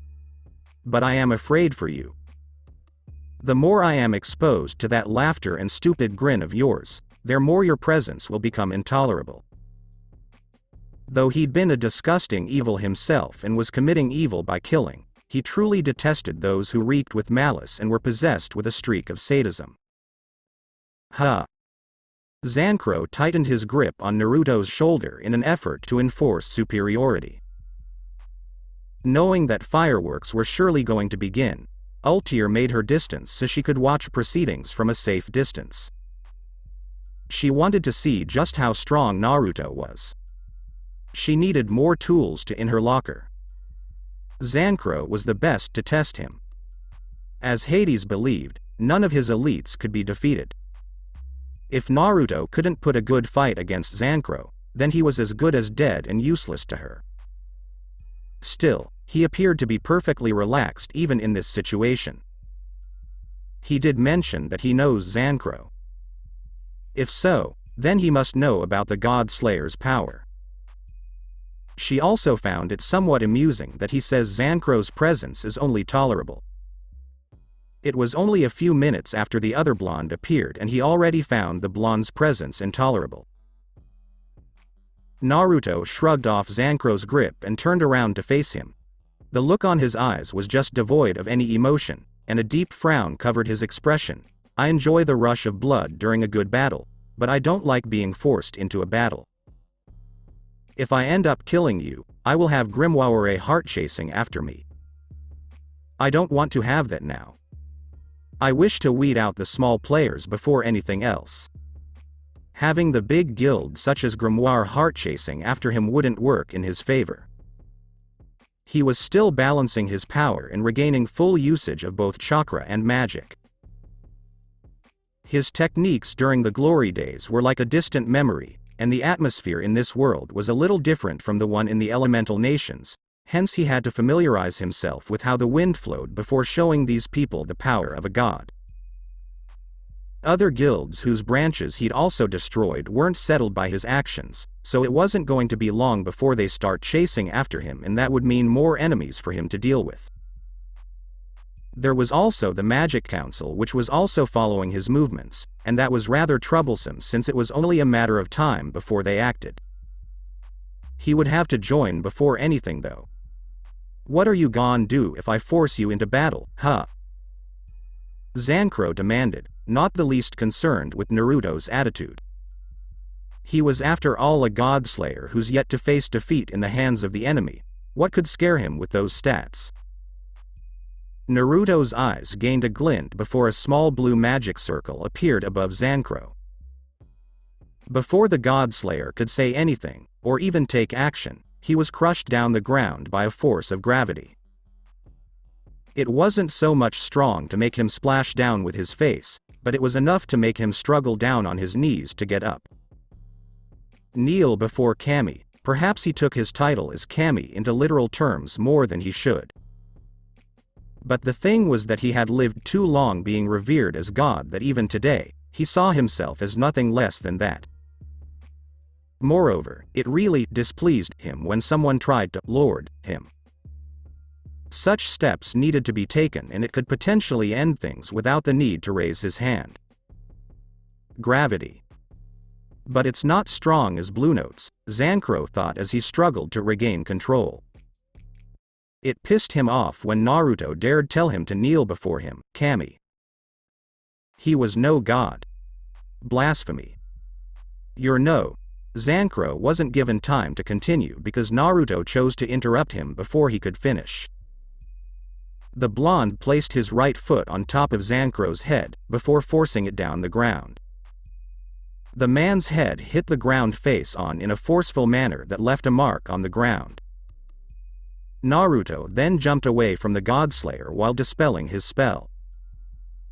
You hail as a God-slayer. Let us see if you can truly perform as a wizard capable of slaying a god. The frown never left his face. Though he didn't like being forced into battle when he wasn't in the mood, he tended to get excited when the opponent was giving him a good match. This one was also proclaiming to be able to kill gods. It was a little interesting. Still not interesting enough though. He needed real S-rank wizards to be forced to fight seriously. Zancrow growled inwardly at being made a dog by Naruto. It was frankly embarrassing and damning to his pride as a godslayer. He'd come here to smack the blonde around and then give his report back to Master Hades, not to be forced to kneel down and have his head smashed into the ground like he was a weak idiot. He was Zancrow, from Christ's sake. Calming himself, Zancrow laughed manically, forcing Naruto's frown to deepen as his laughter echoed throughout the forest.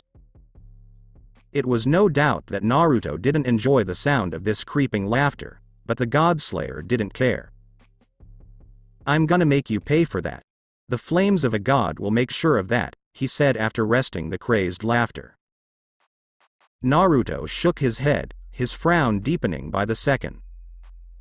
Though he was willing to see what this God-slayer could do, even though he was being forced to do it, there were laughs that he didn't want himself to be exposed to.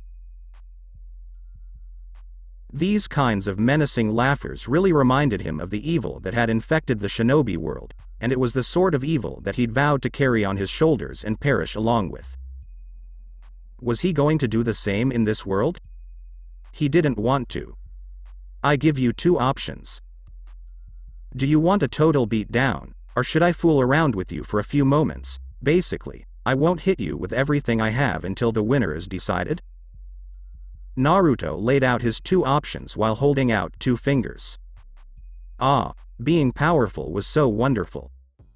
He could control the flow of a battle while fighting weaker opponents, and even those he couldn't gauge their strength. It was so insulting that a nobody could arrogantly give him those two options, when they hadn't even fought. Did he think just because he was able to catch him off guard that once he could do it again? He did really think that he could slay a God-slayer? Laughable. Truly laughable. Zancrow clearly showed his thoughts by rolling out another play of his crazed chirping before settling down into a large grin. Can you even give me a beatin'? Yaw full of yourself. But if yaw feelin' puffed up, come and give me a total beat down. Zancrow held out both his hands, as if waiting for Naruto to take a free shot at him. Naruto held out his right hand. He folded the other fingers, leaving only the index finger pointing upwards. There is one rule that must be considered after the first rule has been selected. You are given a chance to attack first. Depending on how I adapt, you'll either be toyed with or given a total beating, but the end is the same. You'll be left at the inch of your life. Ultear almost laughed at the confidence of Naruto. It wasn't arrogance that was evident in the tone he was using, there was none of it. He was fully confident that he could smack Zancrow around like a dummy. The God Slayer wasn't the most strongest in the seven kin of Purgatory, so it wouldn't be much of a problem even if he was defeated. But that man displayed absolute confidence, and when he told Zancrow he was given the first chance to attack, he lowered his guard. It was almost like he was dealing with a child. But there was a possibility that he was merely allowing Zancrow to attack first just so he could study his magic before fighting. He may know some details about the wild blonde God Slayer, but this was the first time he was actually dealing with him face to face, and there was a possibility that his intel may not hold everything needed. So the best way to know what he was dealing with was to play a little game. The more she looked at the situation, she more believed it was likely the case. Black flames engulfed Zancrow as he bubbled in anger. He'd never faced anyone who was this daring. He forced his flames to disperse before holding out his right hand. Black flames engulfed it.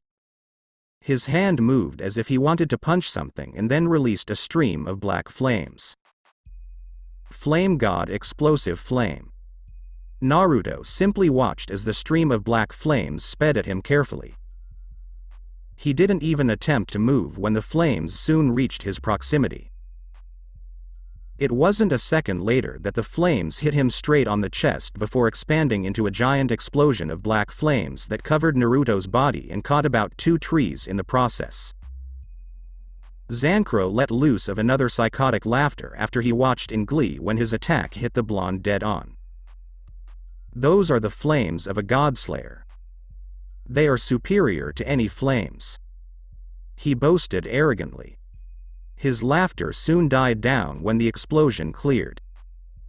Naruto was standing still in the same position as he'd been, perfectly fine, like that attack hadn't even touched him.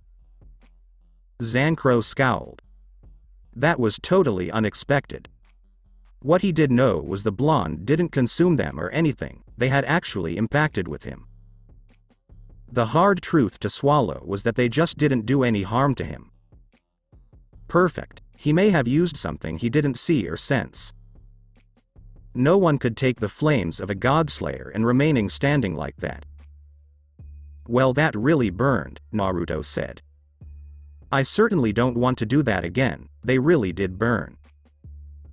Guess he wasn't just saying they were actually powerful for nothing. But the power of flames depended on the control of the user. It didn't matter if you were a God Slayer, Dragon Slayer, or just a regular fire magic wielder, as long as you possessed superior control of flames over your opponent, you couldn't lose.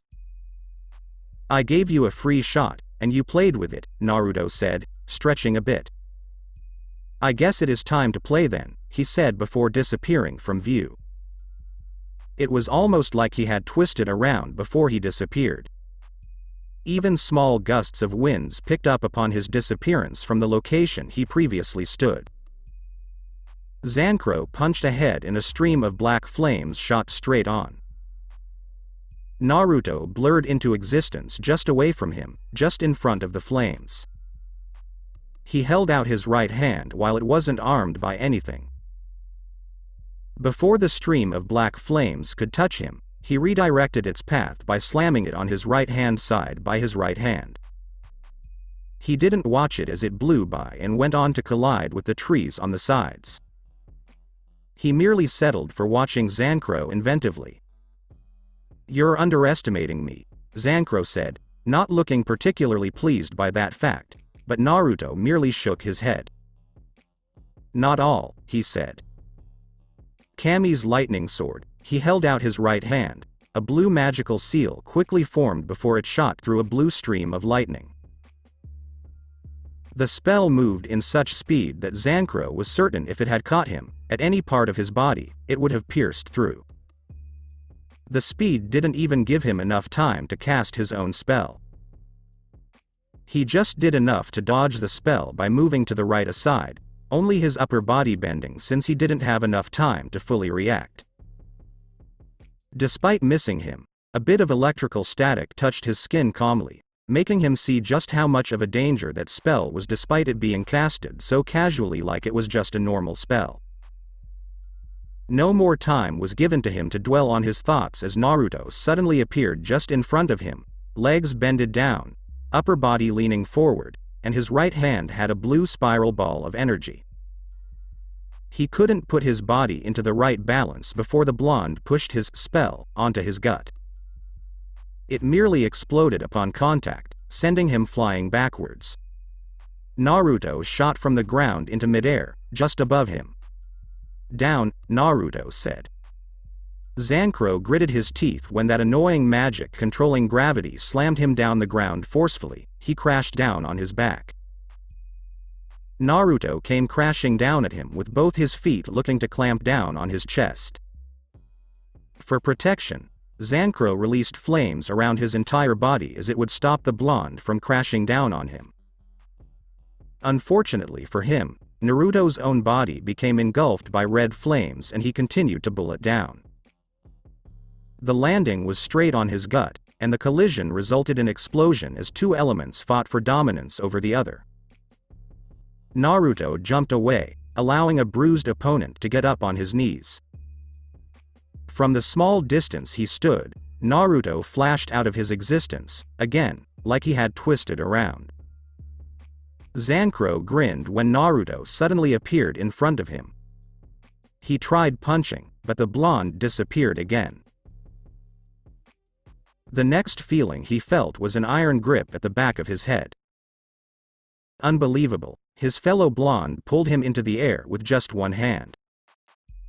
Before Zancrow could even kick out, a jolt of electricity shot through his body in a hiss of pain. Once the electricity settled on his body, Naruto allowed him to drop on his knees. He looked at his hands and saw electric static running through, and he soon realized that the electricity was just used to paralyze him. "I told you that I'd give you a total beatdown, but I had yet to click into the right gears. That is no longer a problem now," Naruto said, turning the Flame God Slayer to face him. The paralyses would only last for a minute or less. That meant he had no time to waste. Naruto didn't waste time as he went on to throw a barrage of punches directed at his opponent. He finished with a cold knee to the gut. He quickly placed both his hands down the ground, using them as support before he twisted around, sweeping his opponent's legs, bringing him off balance. He capped this by jumping into above ground, and twisted around before landing a hard kick on the side of Zancrow's face. The kick sent the psychotic blonde away, crashing into a tree. The Flame God Slayer hit the trunk of a tree with the back of his body and remained there. Naruto appeared again, above ground. His right foot was swinging straight at his face. Somehow Zancrow knew if that kick connected with him, it would mean a lot of pain. He forced his body to bend down so that he could avoid the kick. Naruto's right foot crashed onto the trunk of the tree, just above Zancrow's head, and cut through it like a blade. Zancrow quickly took advantage of his regained mobility and Naruto's position. He blasted the blonde away with a flamed engulfed punch that connected straight to his gut. While the blonde was still airborne, he flashed above him and pummeled him down the ground using both his hands, pressed together into one fist. Naruto crashed down the ground in a boom, and revealed a surprised look on his face. "I got hit," he muttered. "Didn't you think you would get hit?" Naruto ignored the question while he stood up and dusted himself up. Zancrow didn't wait for him to finish up before darting towards the blonde. He jumped up above ground and threw in a right kick aimed at the side of Naruto's head, but the blonde caught the kick with his left hand and gripped his leg firmly. Zancrow threw in his other foot, but it was caught as well. Before he could pummel the blonde at the top of his head using both his hands, Naruto slammed him down the ground by his back. He didn't waste time to follow this up by a hard punch of the chest that pushed him further down the ground. The blonde then stomped on his gut forcefully, making him spit out saliva and bits of blood coming from the blow to the chest. While his foot remained pressing his gut, he bended down and placed his right hand just above his face. Its palm was opened. An unbelievable amount of force crushed his head. With so much force that Zancrow thought it would shatter into a fountain of blood. The invisible force created a sizable crater under his head. The blonde punched him straight on the face before jumping into the air. A large red magical seal appeared behind him.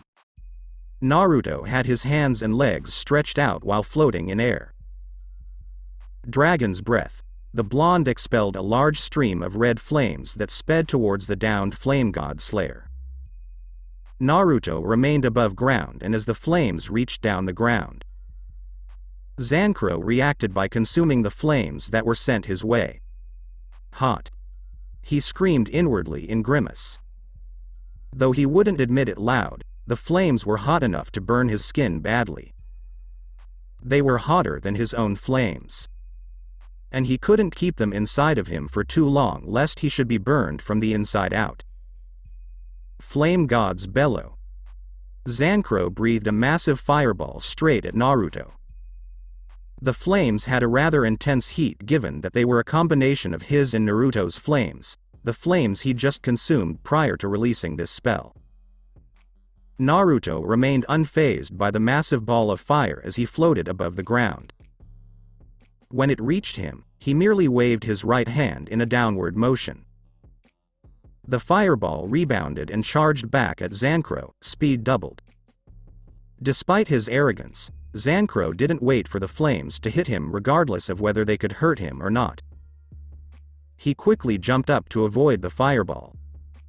It slightly missed him as it exploded down the ground, creating a crater. Naruto appeared above Zancrow while the God Slayer was still above ground, having just jumped up to avoid his own reflected spell.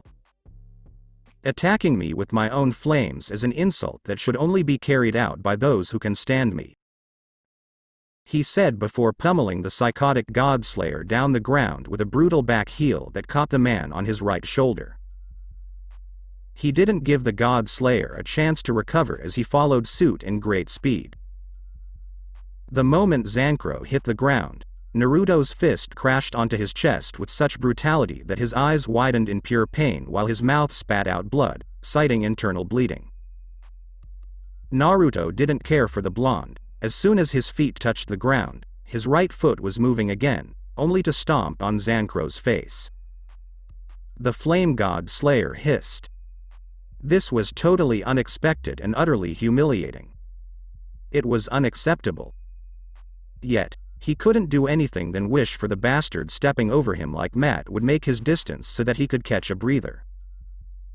Glaring at those eyes, he could tell that this unknown bastard was only beginning to dish out his total beatdown.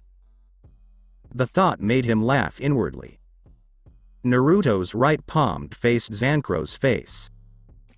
A red magical seal appeared, and within seconds, a stream of red flames poured it with such intense heat that he could feel that water inside his upper body boiling. The flames washed over his head. The heat was enough to make him yell out inwardly as he couldn't open his mouth because then the flames would sneak inside. Naruto cancelled his spell, revealing a slightly burned face of Zancrow. Though his face was only slightly burned, all his hair had been burned into ashes. Whether you're a flame god slayer or not, when my flames hit you, pain will follow. That is a formality. The blonde said calmly. They taste like crap though, Zancrow retorted. He had yet to notice that he was now bald, but Naruto didn't bother to tell him that. The blonde picked up Zancrow by his right foot, before twisting around, so to swing the flame god slayer. Once enough momentum was gained, Naruto loosened his grip on the psychopath, sending him sailing airborne. He then held out his right hand out, pointing at the opponent. Lightning blade. A blue beam of lightning shot towards the airborne psychopath in blinding speeds that made it impossible for him to dodge. The spell shot through his right shoulder, eliciting a hiss from the man.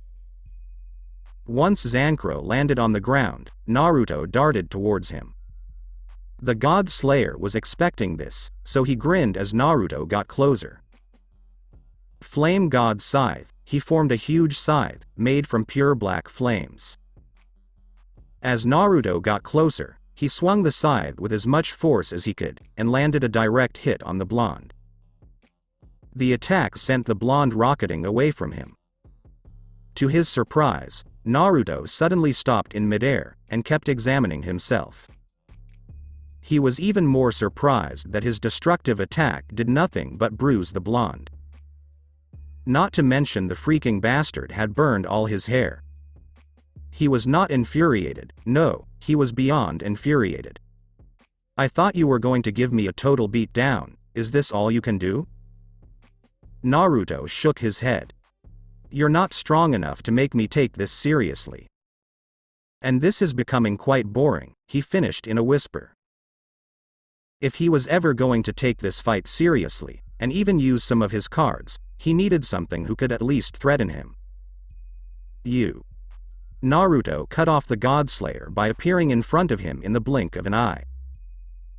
Zancrow actually blinked to confirm if it was true or not. The truth was revealed when the blonde spoke. I'm bored, he said. I guess I shouldn't pick fights with your likes anymore. Doing so does nothing to make my blood rush. He shook his head slightly and cleared from Zancrow's front. Wind bullet, he thought, flicking his middle finger towards the opponent's chest. Zancrow didn't know what happened, or how it happened, but something hit him on the chest so hard that it actually cut off the flow of oxygen into his lungs, for a second. He fell down on his knees, clutching his chest, while coughing a mouthful of blood. It also felt like his chest plate had been torn apart. What? Naruto couldn't have moved fast enough to punch him this hard. Wind, Naruto simply said. 2 compressed of wind bullets hit you from the back and front simultaneously. The speed was so great that if they didn't explode upon contact with your skin, they could have pierced through the back and chest. Once that happened, they would have collided inside your body, and the amount of pressure created by the bullets would have made your chest section go boom. Naruto turned away from the Godslayer. Oh, your spinal cord is probably broken or shattered where the bullet hit. Unless you get a specialist in healing magic, you may never walk away again, and if you don't get help soon, your lungs will drown in your own blood, and you'll die. Capital. Aw crap, Naruto muttered. Well, that summed up the situation he found himself, caught in. He'd returned here to the capital because there was something that he needed from the notes he'd left on his stuff. He didn't take everything with him since he planned on returning every now and then until his job was completed. The notes were rather important for time travel and the research he was conducting for Hissui and by extension, himself. He would need to use the magic or technology once developed for his own purposes. Before returning, he'd gone to see that Aika was not around at the apartment. He'd even checked her at the bank and found her working. He did so discreetly so that she didn't know or see him, as he didn't want to deal with her at this time, not until a few months have passed. Curses to the manipulative bastard who allowed her to leave work early, or else she wouldn't have returned and catch him going through his stuff.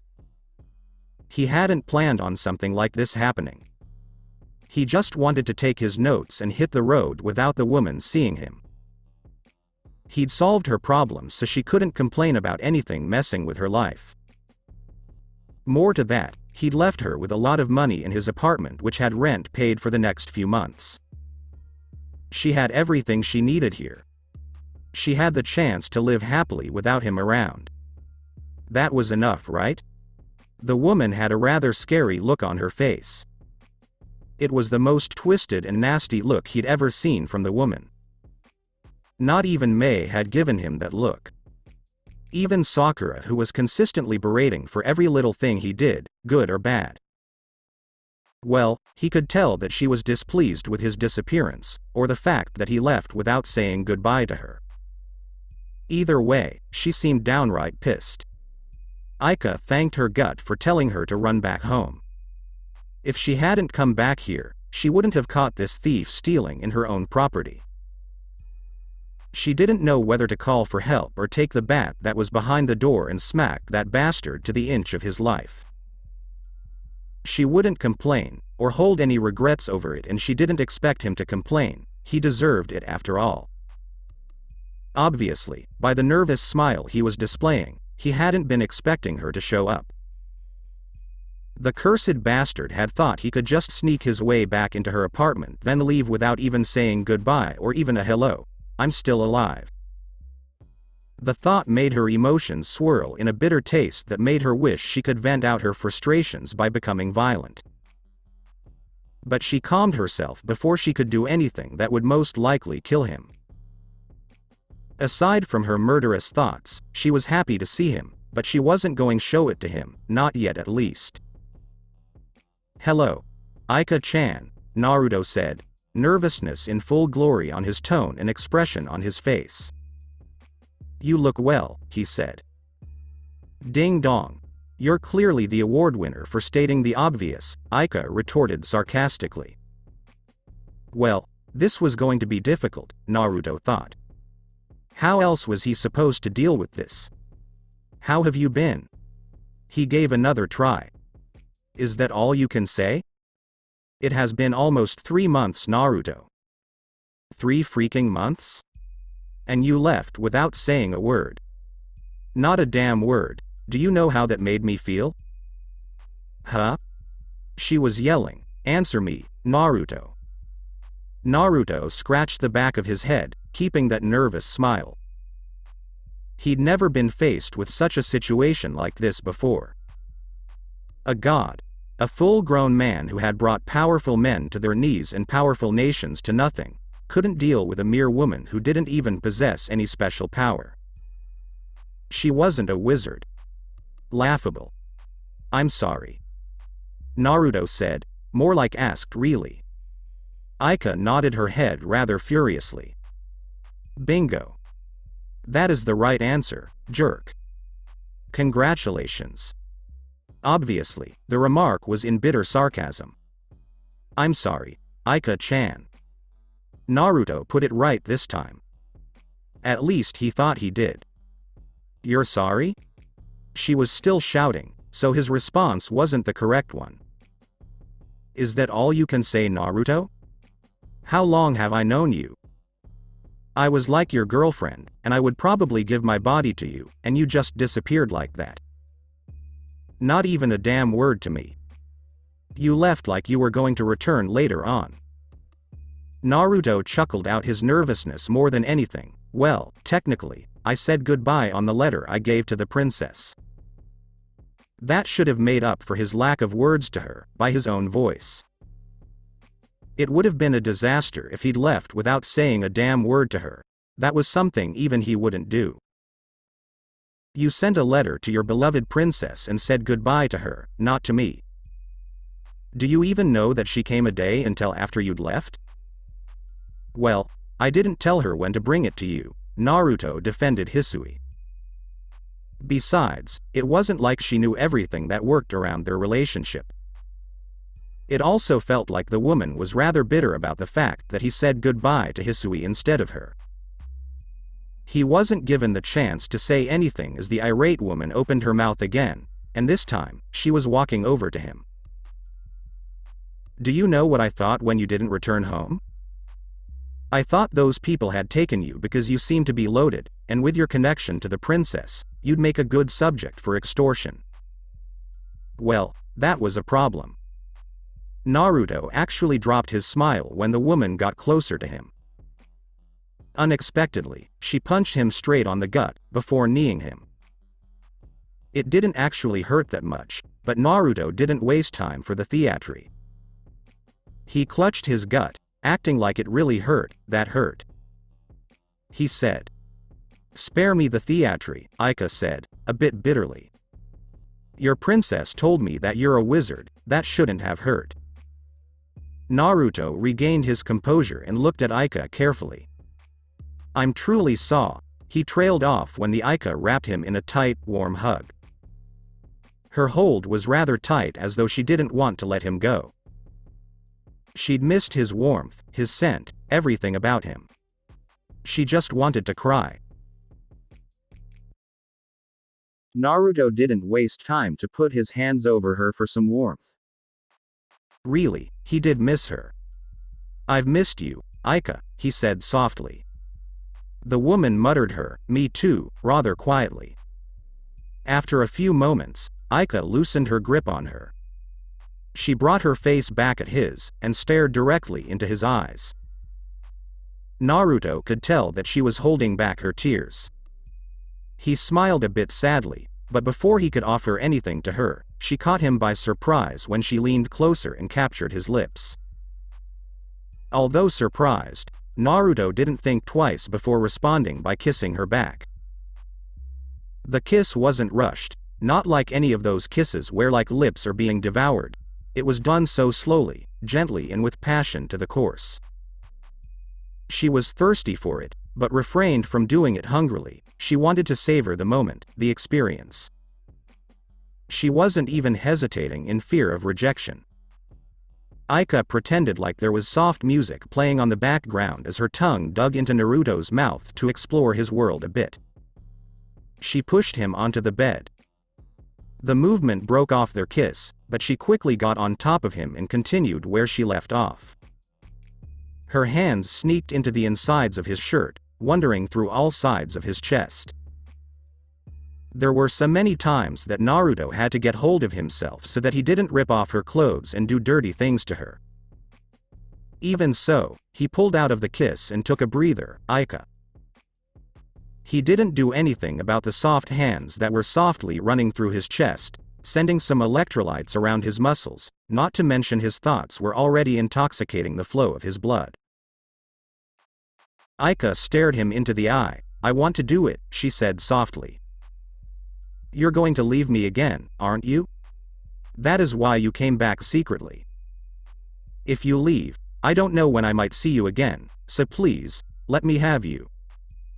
You're making things hard for me, Aika, Naruto said. For both of us, she corrected before closing her eyes. Their lips met again. The testing grounds just behind the royal castle were still the same. Nothing had changed since the last time he came into this place. Naruto found himself staring deeply into the empty space that was ahead of him.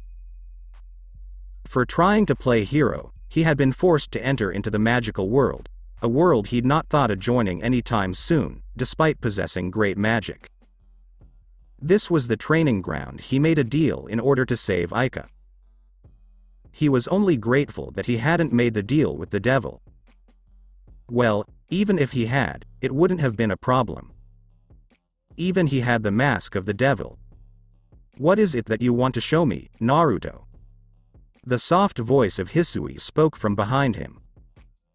The Princess of Fury was honestly ecstatic to see that her favorite blonde had returned to the capital, and had come to see her.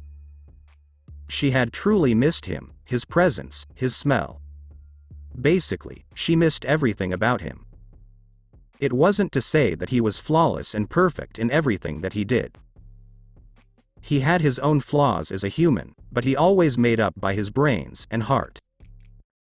She wasn't able to express just how much she had missed, just how much she wanted to hold him close to her.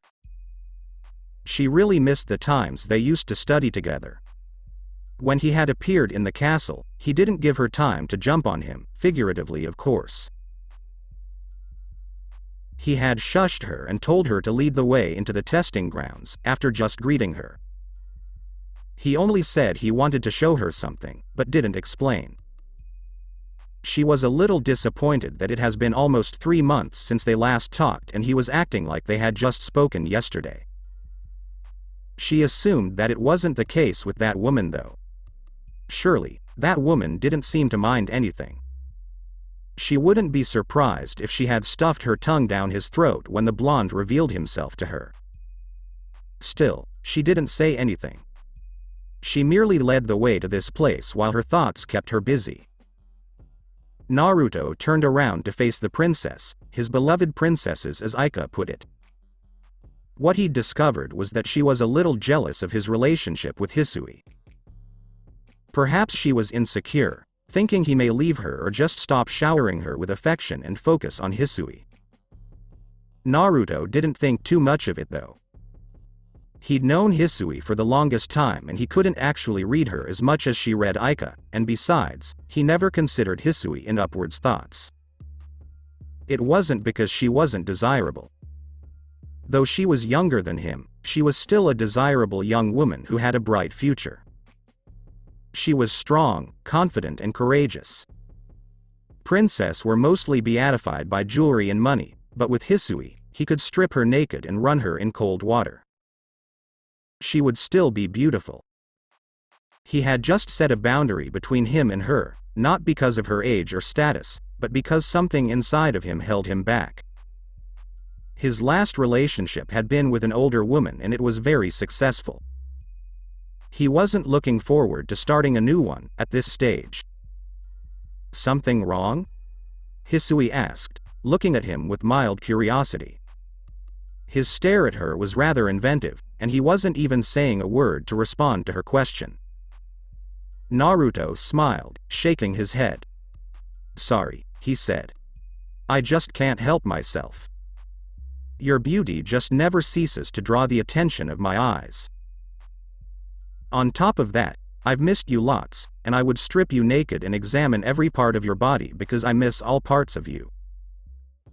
Hissui blinked, a bit flustered by how his bluntly put words made her feel. She hadn't forgotten about this side of him, but since he didn't seem to be willing to talk about anything, she didn't think he would say that. "All parts of me?" Hissui placed both her hands on her hips and stared directly at Naruto. "You haven't examined every part of my body," she said. Naruto's smile became sly as he responded, "Well, that doesn't mean that I haven't imagined it," he said, taking a single step towards the princess. "Your attire begs for the eyes to explore much, and what the eyes can't see, the imagination works its wonders. Isn't that what they call perverseness?" Naruto shrugged. "If I can't examine every little part of your body, inch by inch," slowly, savoring the moment. The way the words were spoken made Hissui feel a shiver down her spine as she fought off the images of Naruto doing what he had just said. "Then I leave my imagination to do it for me. If you really wanted to examine every part of my body, what stopped you then? What is stopping you now?" It was Naruto's turn to blink in surprise. Hissui was a few things, but daring him like this wasn't one of them, and she didn't actually indulge him in his playfulness at all times. She mostly preferred to keep that air of dignity around her at all times. His surprise then turned into nothing, and then he grinned and took slow purposeful steps towards the green-haired princess. Hissui merely watched his movements, her heartbeat rising a bit, slowly as his footsteps. She was wondering what he would actually do. From the smile he had on his face, she could very tell that he was planning to do something which gave her a foreign feeling. She didn't actually think he would actually go as far as to do something, since there was always a fine border he always observed. Well, and most times they met. Naruto reached the princess, who was trying but failing to keep a blank expression on her face. He was only standing a few inches away from her, looking down as he was taller than her. He could actually feel her breath, as well as somewhat hear the sound of her rushing heartbeat. Naruto took both her hands, and held them gently. He leaned forward a bit to the side of her head. "You're so pure, undefiled. Your skin hasn't been tainted by anything, and you haven't been violated. I want to touch you, but I know that will taint you. The urge is so strong, sometimes it is harder to control myself." Naruto then kissed the princess on her neck, before continuing. "But if you allow it, I will bury my desire to see you pure as you are and partake in you." He pulled her closer to him. Her body actually pressed against, for a moment that is. Whether it was because her chest was pressing against his body or the fact that his hands were now playing behind her, or that he had dared kissed her, or the fact that a little thought occurred of indulging him, Hisui's face turned red. Perhaps because his sweet melodious tone brought of images in her head of him, partaking, in her, might have made her face red. But the bottom line was that the normal composed princess was greatly flustered. Moreover, this was the first time she was in a position like this. Naruto made some distance between the two of them before bursting out in laughter when he saw how red Hissui was. It really did remind him of the timid Hinata. Back then, he always thought she was perhaps sick, but he did understand soon enough. Ha ha ha ha ha. Naruto paused from his amusement before he spoke. "I haven't laughed like this in some time," he said. Hissui tried regaining her composure, but she wasn't succeeding. That wasn't funny, Naruto. From where she was standing, it wasn't. He had dared embarrass her like that. At least there weren't anyone around, and surveillance lacrimas had been shut down on her orders. "From where you're standing," Naruto said, the amusement never leaving his face. Before he got used to Mei, or being intimate to a woman, the Godem Mizukage often teased him in this manner. The woman did it so flawlessly that every time she did it, he was embarrassed and actually thanked gods that their relationship was secret. "I found a way to get under your skin," then smirked and deliberately trailed for his next words. "Still, I didn't think Hisuiheim had such a dirty mind." Hissui cleared her throat. She finally composed herself, but shades still covered both her cheeks. "I don't have a dirty mind. You just caught me by surprise. Besides, this was a little unique," the princess said. "What did you want to show me?" Naruto sighed. The time for laughter was over. Well, at least he'd laughed a bit. This was going to be one memory that will last with her forever, no matter where she goes, or how old she becomes. He wanted her to have a memory that will bring her a smile when the thought of him occurs in her head. This one would do well enough for her to keep a fond memory of him. On his next journey, he wasn't going to return after 3 months. It would be more than that, and she was going to hear a lot about him, good and bad. If he created a memory of a happy him, she could keep it, even when a bad one was being painted in all corners of the royal palace. He didn't doubt that she didn't know anything about his recent activities, but it was only a matter of time before she finds out. Smiling once more, Naruto responded. "When I gave you my notes on teleportation, I told you that I'd stopped studying time, travel and gave you those so to help you create your time, travel equipment, or gate if I should say," the blonde started carefully. "While I was away, I furthered my studies in teleportation and made a breakthrough." Hissui tilted her head a little. "I thought that magic was completed since you could teleport things from A to B. The only problem was long-distance travel, and teleporting biological things." Well, by that statement, she could see why he said he made a breakthrough. She shook her head. "Never mind that," she muttered quietly. "Even if teleportation proved to be achievable and doable, it was still not perfect," Naruto said. He emphasized the word perfect. "During that time, teleportation was only successful if there were those papers I gave you, and in your case, you had to create a device. Naruto held out his right hand and a strange blue seal appeared beneath him, on the ground. Using just magic, runes, I have created the teleportation magic. You can say by studying space and time, I have created this magic. In this form, there is no risk of only sending only half of your body, or just some parts of your body. You're still standing in the same position, Hissui pointed out. Naruto merely smiled. He invited her come closer and step into the magical circle. Anyone within this seal will be teleported, even if only part of your body is within the seal, he stated, placing his right hand on Hisui's shoulder. This won't hurt a bit, he said. Before Hissui could even ask what he was talking about, they vanished from the testing grounds. The same blue seal appeared in their library within the capital. They'd actually teleported from A to B safely and she didn't feel anything wrong in her body. Being zapped from the testing grounds behind the royal castle hadn't put any strain on her body. She looked down. The same seal was still under them. How much time to get here? Seconds, Naruto said. So far, I can only teleport those with magic. If you have no magic in you, then it is impossible for me to teleport you. I also can only teleport to a place I have marked before. The limitation is that this mark is only accessible within a certain range.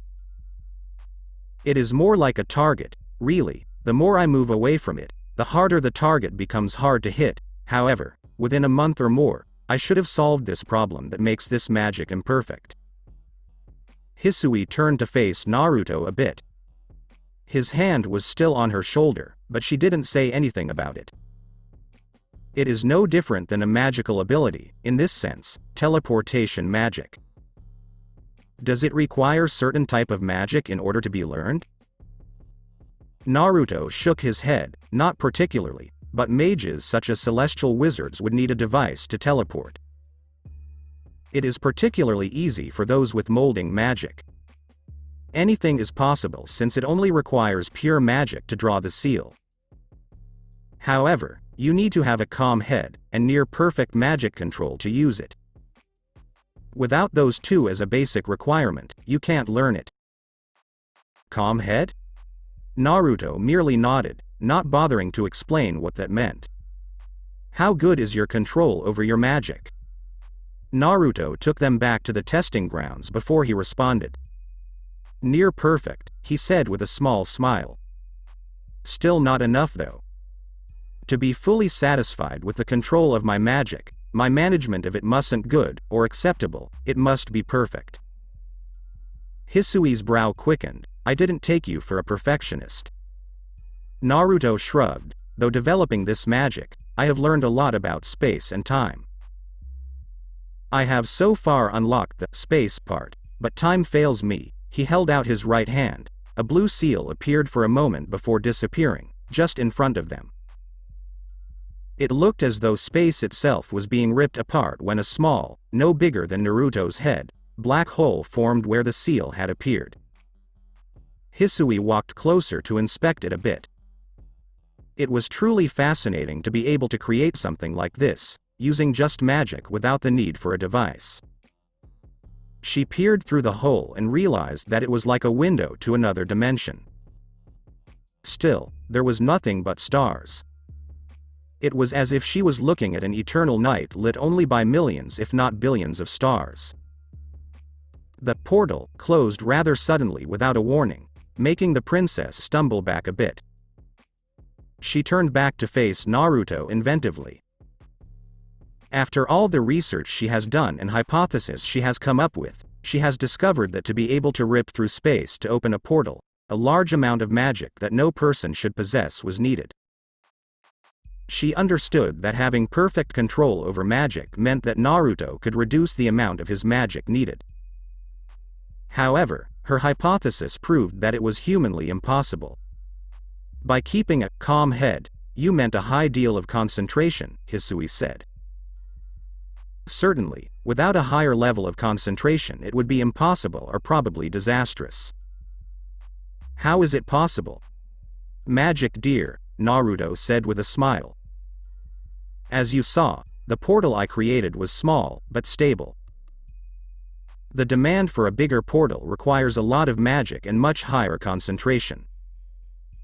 Creating something bigger would most likely drain most of my magic. So far, I can't maintain anything big without creating a wormhole. Understandable, Hissui nodded to herself. How much of a wizard are you, Naruto? Much more than you'd think, he said. How far are you in your research? Hissui smiled, a somewhat proud smile. I'm currently conducting experiments on theories I've drawn so far, and I've actually made progress. I may even be ahead of you. Naruto smiled proudly and produced 2 books. I always knew that you were smarter than me. I expertise in the elements of magic, but your understanding both magic and technological tools far surpasses mine, mostly because the elemental nations didn't depend on technology. Chakra was everything in the day-to-day life. Hissui smiled pleasantly as she accepted from books from Naruto. Space and time, elemental magic, they were titles of both books Naruto gave her. She could use the former, but she didn't have much use for the latter. Did you complete the research? Naruto shook his head. No, but the research I did concludes to possibilities, and this teleportation magic is a simple proof that it is possible to travel through space. A device is likely the answer for time travel. The normal mind and body cannot simply generate enough capacity to travel through time without suffering a side effect. So, you're giving up? No, Naruto said. I've trusted you with all my research. He smiled and patted the princess on the head. She didn't seem too pleased by it though. Still, he didn't interpret it as a bad sign. What of the other book then?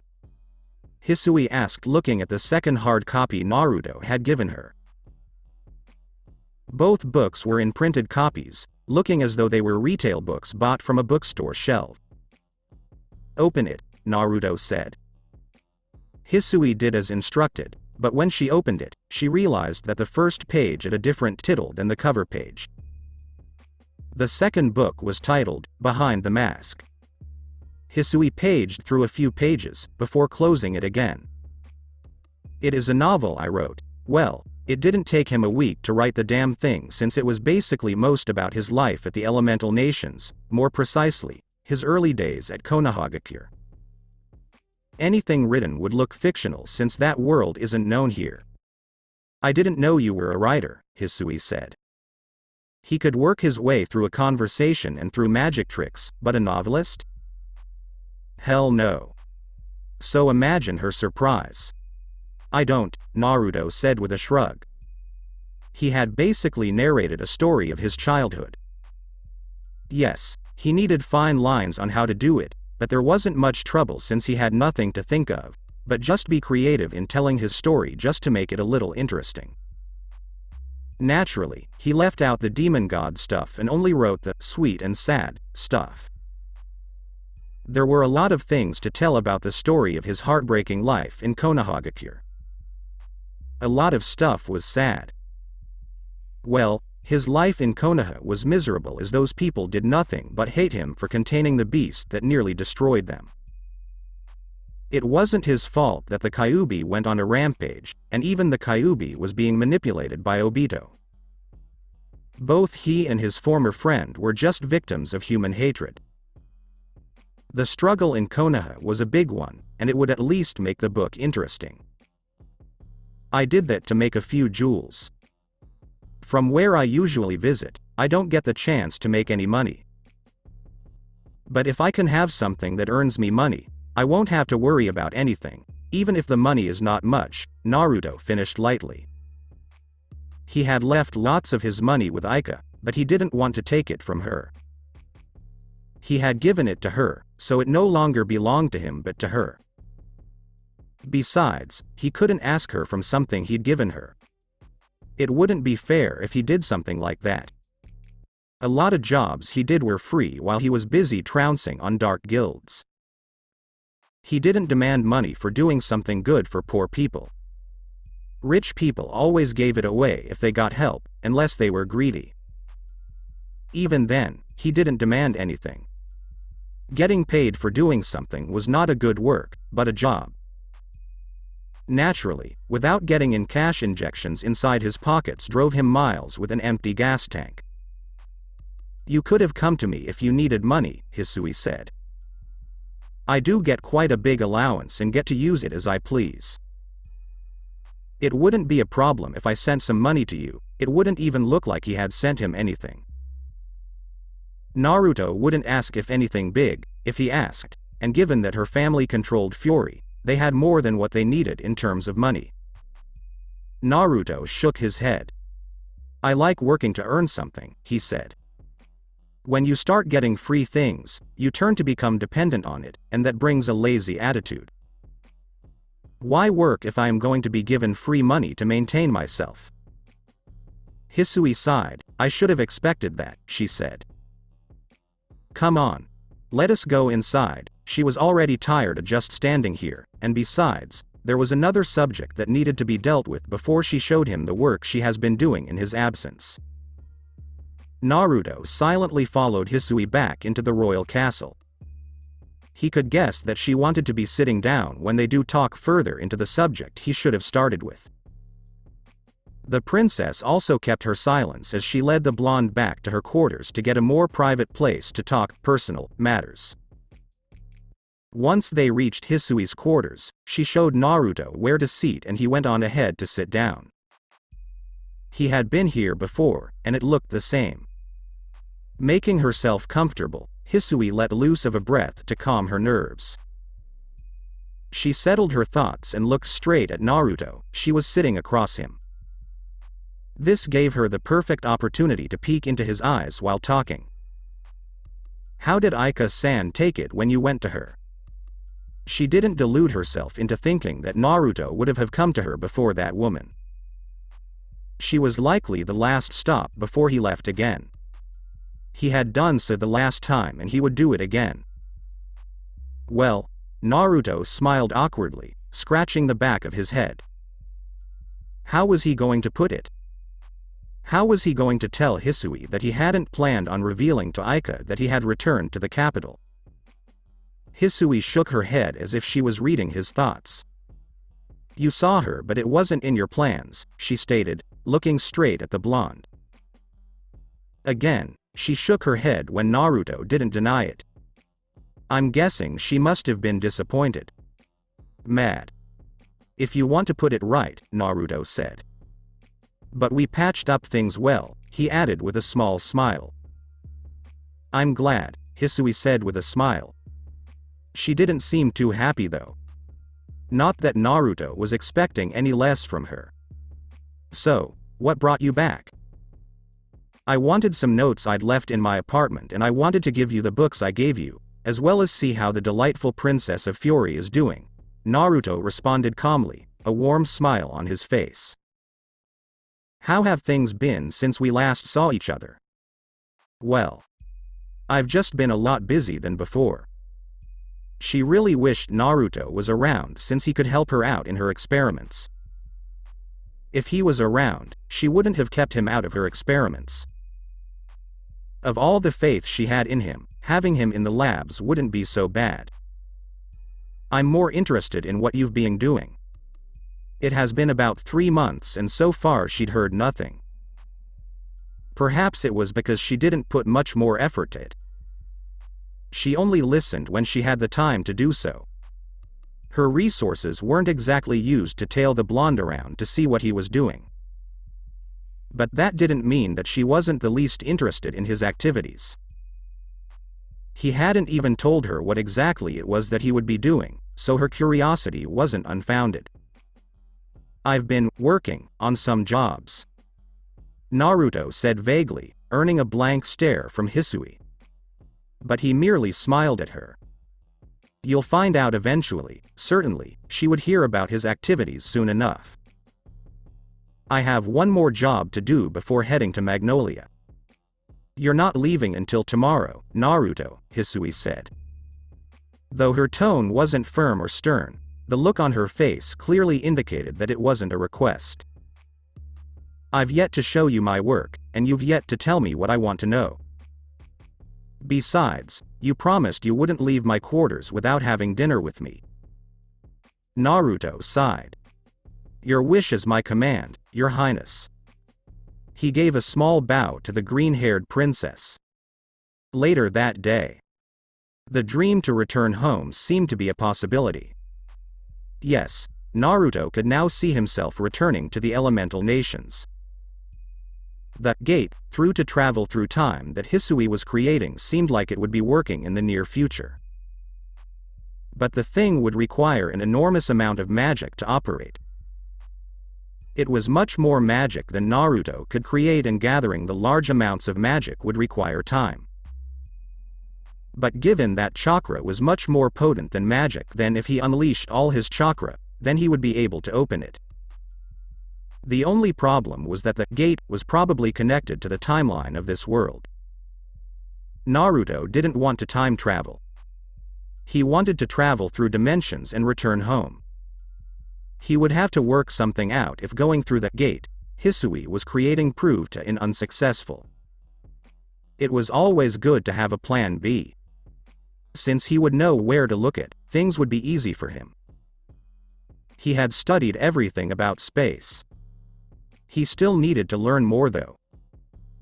Time was also an essence he had to study to be able to travel through space into the time in the elemental nations where he had lived. It would be a disaster if he went to a world before or after his lifetime. Then, he would be forced to create a time travel device. Eat your food, Naruto, Hissui instructed. She was sitting across the dining table within her quarters with Naruto on the other side. Cut from the flow of his thoughts, Naruto looked at Hissui with an apologetic look. It was being rude to be a guest in her princess's presence and space out like he had. Sorry, he said softly. I got lost in thought. He was getting lost in thought often since noon. Of course that made her wonder what really was pulling him into his thoughts. He was never like that with her. He always paid her all the attention he could give. But today, he was spacing out a lot. She wasn't worried about what he may have been doing in the past months, but now she was worried. He didn't seem, feel, or act any different for her to worry that something, good, or bad, had happened while he was away. The spacing out was the only exception though. What is wrong, Naruto? The blonde shook his head slightly. Nothing is wrong, Hissui, he said honestly. I just have a lot of thoughts in my head, but nothing to worry about. I hope so. Hissui paused for a moment before changing the subject. So, are you going to tell me? Naruto had done so well to avoid the topic all day. But she hadn't said anything because she knew well enough that this moment would come and he would tell her what she wanted to know. You're not going to let it go, are you? Naruto asked, a bit in resignation because he already knew the answer to the question. He had not told Aika anything about his activities away from the capital. On her own pace, he would eventually tell her everything. Do I have to answer that one? Naruto shook his head. He didn't speak again until a few moments had passed.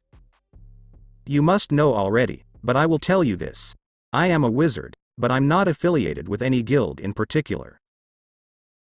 I didn't say anything before because I didn't actually want anything to do with mages, but circumstances have forced me to partake in the magic world again. What circumstances? Naruto shook his head. I can't tell you that, he said, sounding a bit apologetic so that she could know it was not a matter of trust. He didn't want her to think that he couldn't tell her because he didn't trust her and he didn't want to lie to her. You know, I'd always thought you were not a fighter, but I guess I was wrong. He never carried the air of a warrior around him. It was always the happy man she'd grown to admire. She didn't doubt that even Aika thought the same, until recently. Naruto smiled, a bit sadly. When I was living here, I didn't wish I was a wizard.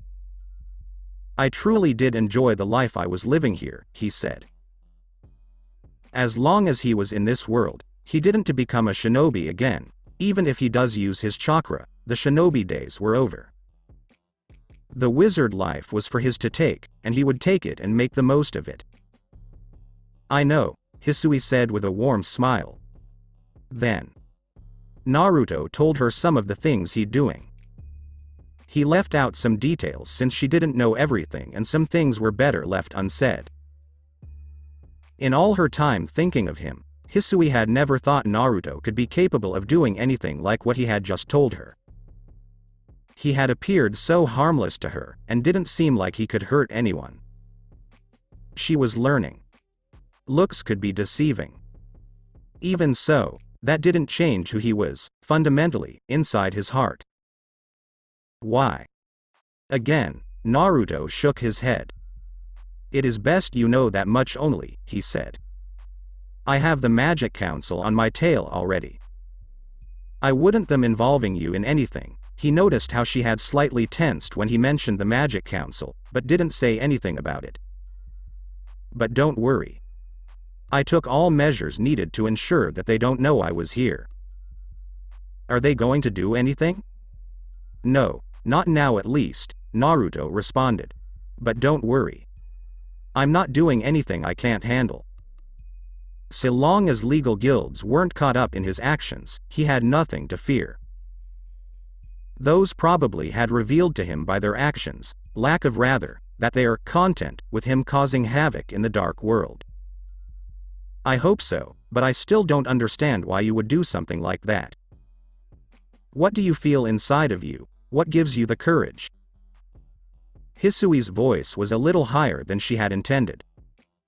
It was troubling to her soul that he chose to live like that, and it meant trouble for both of them. Her family was also hiding things that would get them in trouble with the Magic Council. Naruto merely smiled sadly before he responded. I hope you understand one day, he said.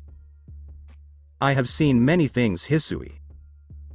You haven't because you keep inside the royal castle, but I have traveled all over the place and experienced a lot of things. My heart isn't content with seeing how the world is shaping, that is why I have made the choice. He paused to get a careful look at a girl. It isn't courage that makes me do what I do, but it is the desire for a change. What is it that you have seen, Naruto? She wasn't oblivious to how the world was. She wasn't a naive little girl who thought everyone was nice. There were evil people, but there was nothing that she'd seen to make her consider a similar path to Naruto's.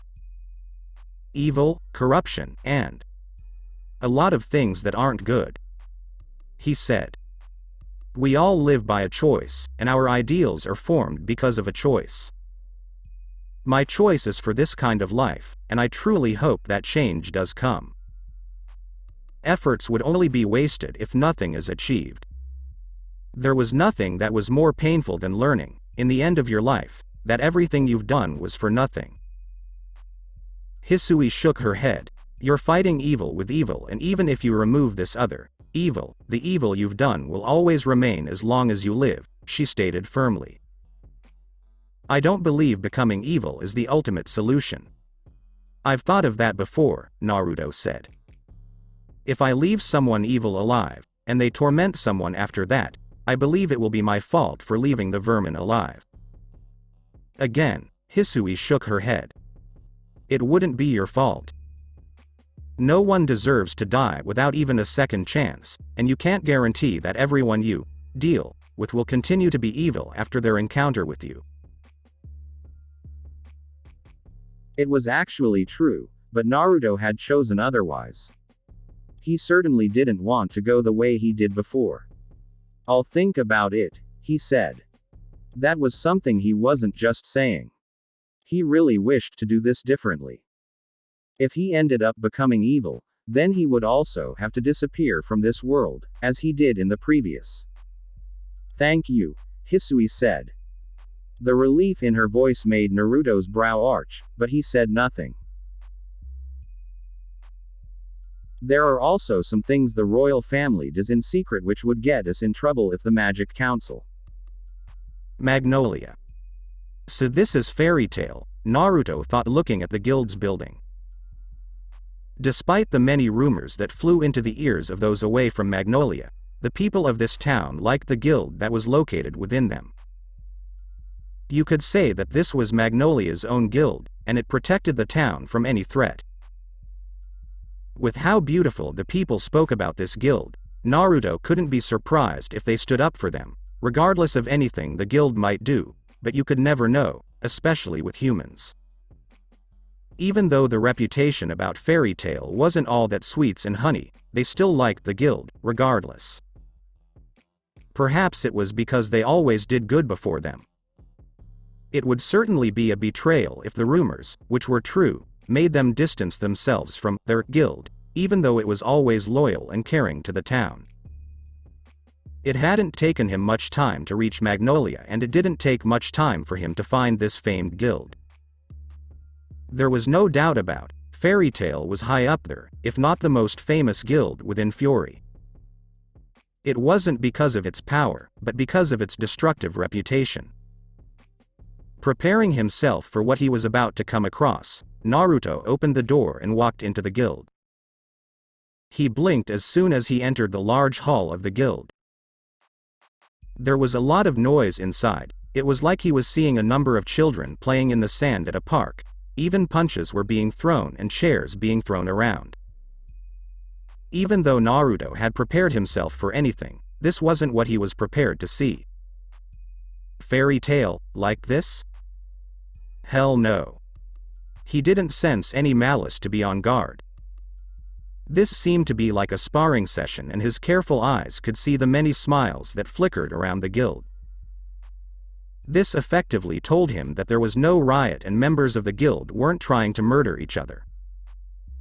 It would have been a shock if it was the latter though, even a first in the history he's read on existing guilds. Naruto got over his surprise and proceeded to move towards the counter, as it seemed to be the most civil place. Besides it being peaceful, as it could be within this place, the person he wished to speak to was standing behind the counter, wearing a smile while all of these ruckus was happening. Along the way, a chair found its way on his face. He felt tempted to let it roll and pound to the ground whoever had thrown a chair at his face. But when his eyes narrowed, he realized that no one was even paying him any attention, and so he just shook his head and continued on his path. It seemed that they were too busy to even note that there was a newcomer around their house. But it didn't matter, he didn't come here to join in a party or anything of that kind. Sighing once more, sat down on a stool along the counter. Mira was in front of him in a matter of seconds. "Can I help you with something?" she asked softly. No doubt, just by first glance she was quick to note that he wasn't from this guild. Not that it was any special ability she possessed. It was matter of observation skills. "Orange juice," Naruto said. Mira blinked, once, twice, and then stared for a few moments. "This isn't a restaurant," she finally said. He had asked for the juice like this was a restaurant or a cafe, which wasn't the case. She wouldn't deny him the juice, but she just wanted him to know. "I know," Naruto said. "But I still want that juice. I'm a bit worn out from all the running I did while coming here, and my throat is itching for something sweet." Normally, when people were tired after the running he'd done, they drank water, but he wasn't interested in any water since he hadn't sweat that much while coming here. He certainly didn't look worn out to Mira Jane's. In fact, he looked perfectly fine as much as her eyes could tell her. Looking at him carefully, Mira Jane's eyes widened, if only slightly. How could she forget this face and the blonde hair? "You. I've seen you before. About 3 or 4 months ago." Naruto smiled, more like grinned really. "Bingo!"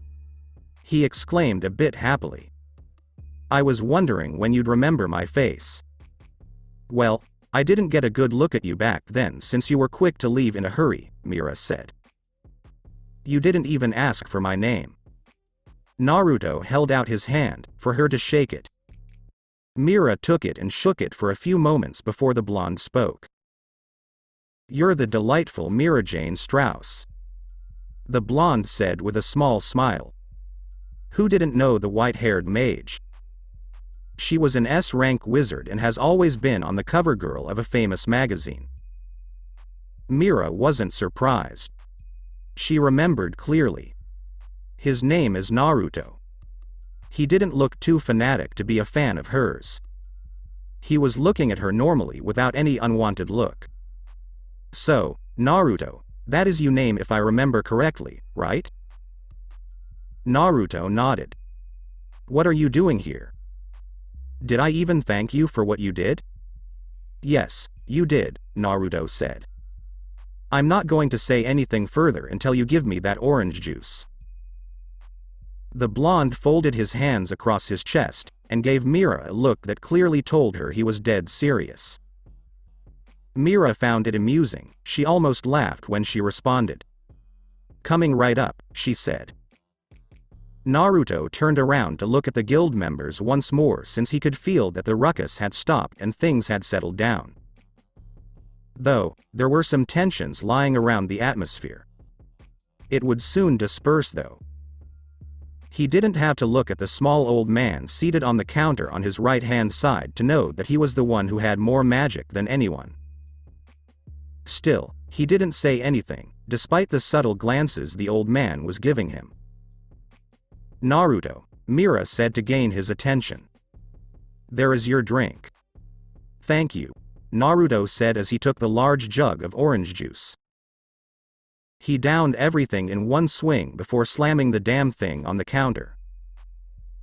Phew, I needed that, he said more to himself than to Mirajane or Makarov who was listening into the conversation. Should I get you another one? She didn't want to. But considering how fast he drank a full jug without even taking a pause, the words just escaped her lips. The only reason she wasn't reminded of Kano was because it wasn't alcohol that he had just downed in one swing. No, Naruto said, shaking his head. I'm good, he motioned for Mira to lean closer to him. She did so after a few seconds. Who is the old dude sending me weird looks? He's not some homo who likes little boys, is he? He whispered at her. Mirajane couldn't help but laugh when she looked at the old man, who was now visibly twitching because of what Naruto had just asked.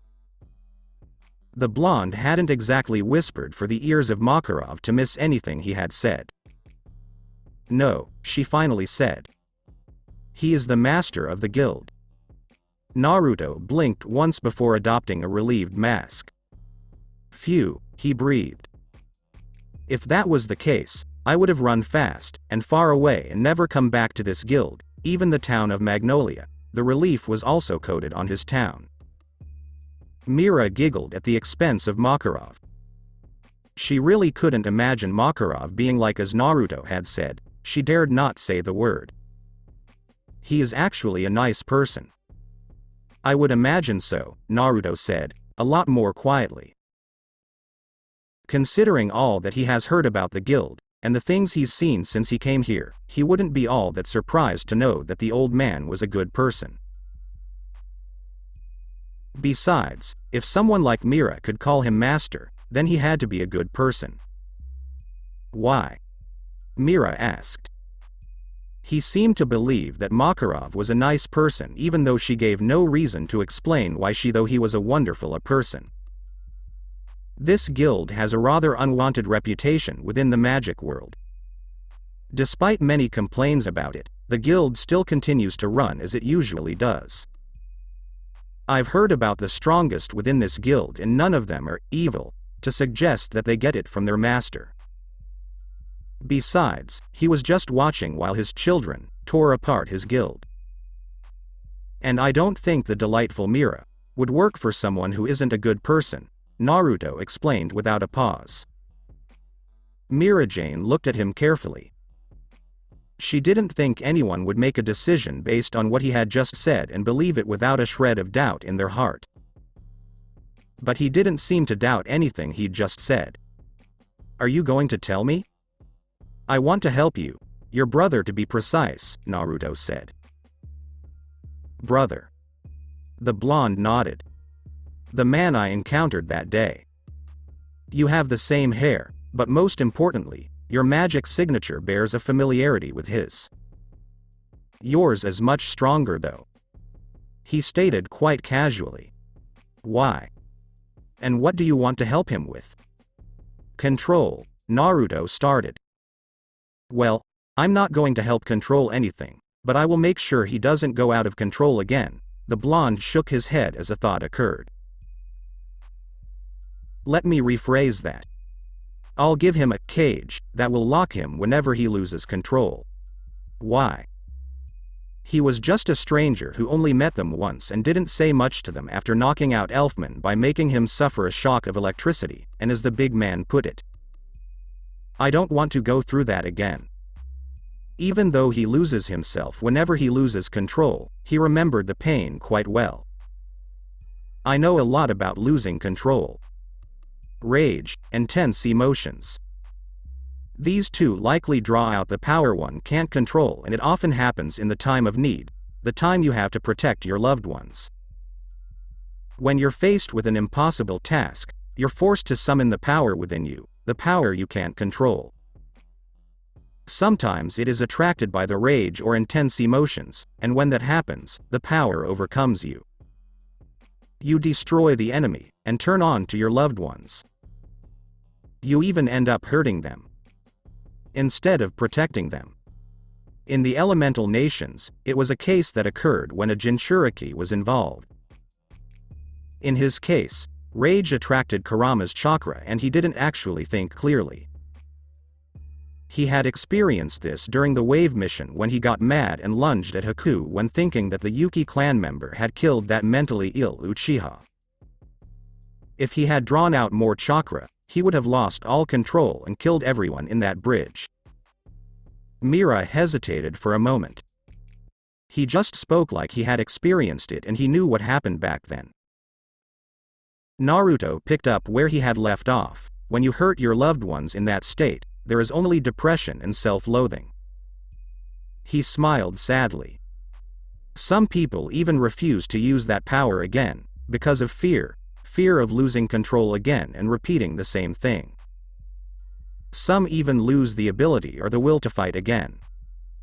But when you lose the will to fight again, you abandon those others who are close to you. Everyone always has someone who cares for them, and there is always something you want to protect. But without neither the will nor the desire to fight, you essentially become useless in the protection of your loved ones. Naruto paused for a moment, keeping the sad smile. I have seen it happen, and I would help anyone who has trouble controlling their power. Does that answer your question? Mira felt like he was talking to her, and for a moment she lost her cheerful smile. She didn't say anything to him, she merely stared at him. Naruto held out his right hand. A scroll appeared in a puff of smoke, and he placed it on the counter beside the jug he'd used to drink his juice. This scroll will explain everything that I will do to your brother should you permit it. He then stood up. Until then. He swiftly turned around to leave, but he was stopped when a pink-haired stepped in front of him. Natsu stared at the stranger in front of him. He was taller than him, had wild blonde hair that reached just above his shoulders and bangs framed both sides of his face along the jawline. A few small bangs were also hanging loose on his forehead.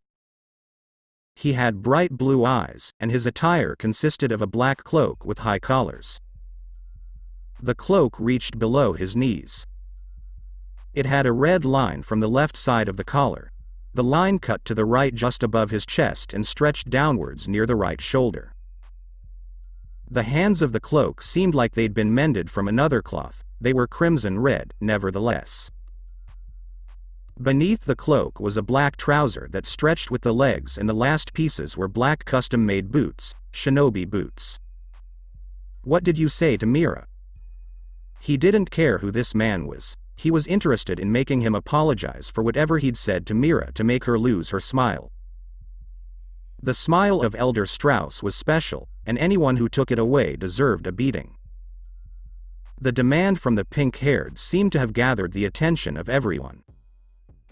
Naruto merely raised a brow before leaning forward a bit. Fire, he said. He had obviously ignored the question. I see. You're Salamander, a dragon slayer. I've met one of your kind before.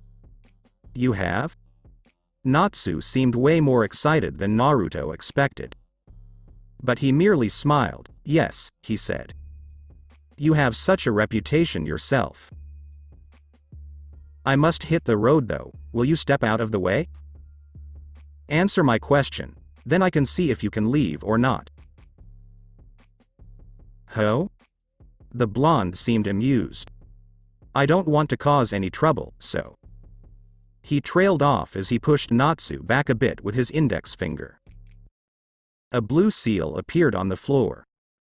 He didn't want Natsu to be caught within the seal as he would be teleported along with him. I'll quickly excuse myself. Before he could leave the hall, Natsu was already in front of him again.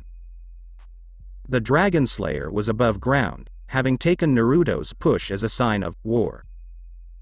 His right hand was engulfed in a blitz of flames as he swung it towards Naruto's head. Naruto stopped from teleporting and caught Natsu's punch with his bare right hand. The action surprised everyone. Even Natsu was shocked by the reaction. No one has ever caught his flame punch with just their hand, and remained standing still like it was just a normal punch. Natsu, the stern voice of Makarov called, calm down. Naruto let go of Naruto's fist, allowing the God Slayer to hit ground. But old man, the Dragon Slayer complained as he recovered from the fall. Do as I say or I will tell Urza you were fighting with Gray. Again, that did the trick. Makarov sighed and looked back at Naruto. Elfman is out on a job, he said. Will you follow me to my office? Naruto shook his head. I apologize for being rude, but I can't do that now, he said. I have another appointment that I must keep. Perhaps when I return. He was gone in a blue flash after those words left his mouth. A week later. Regardless of where he was, which world it was, humans always classified themselves by status, social standing, power and wealth. The wealthy were often amongst the strong as in this world and in his world, money talked. As long as you had money, you could almost buy anyone with it. He had the strength of a god, but he couldn't be bought. His person may have been dipped a pool of darkness, but he wasn't corrupted enough to start selling his power for evil deeds. Whether people accepted it or not, dark wizards and the good people were more or less the same in one way. They needed a pay to get a job done. Guilds received money to do good works. Well, guess he couldn't say they were the same since this works aren't called good works, but jobs. Regardless of the kind, jobs are supposed to pay as they give you the earnings to make your living. For mages, without jobs to pay them any money, they wouldn't survive since most of them wouldn't fit in the normal living world with the civilians.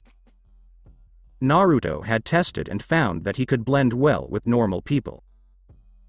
After some time, he would move again to live that normal life. He had many things to do before that. One of the things he needed to do was clean up messes created by evil people. This day, he was attempting to return what was stolen from Aika. Someone had grabbed her family's wealth and took it into their possession. Since there was money, they've now ascended into a higher standing, making them power. This seemed to be the natural order of things. Since this place belonged to Aika, given that she was the only child of her parents, Naruto wanted to take it back before sending a letter to the woman.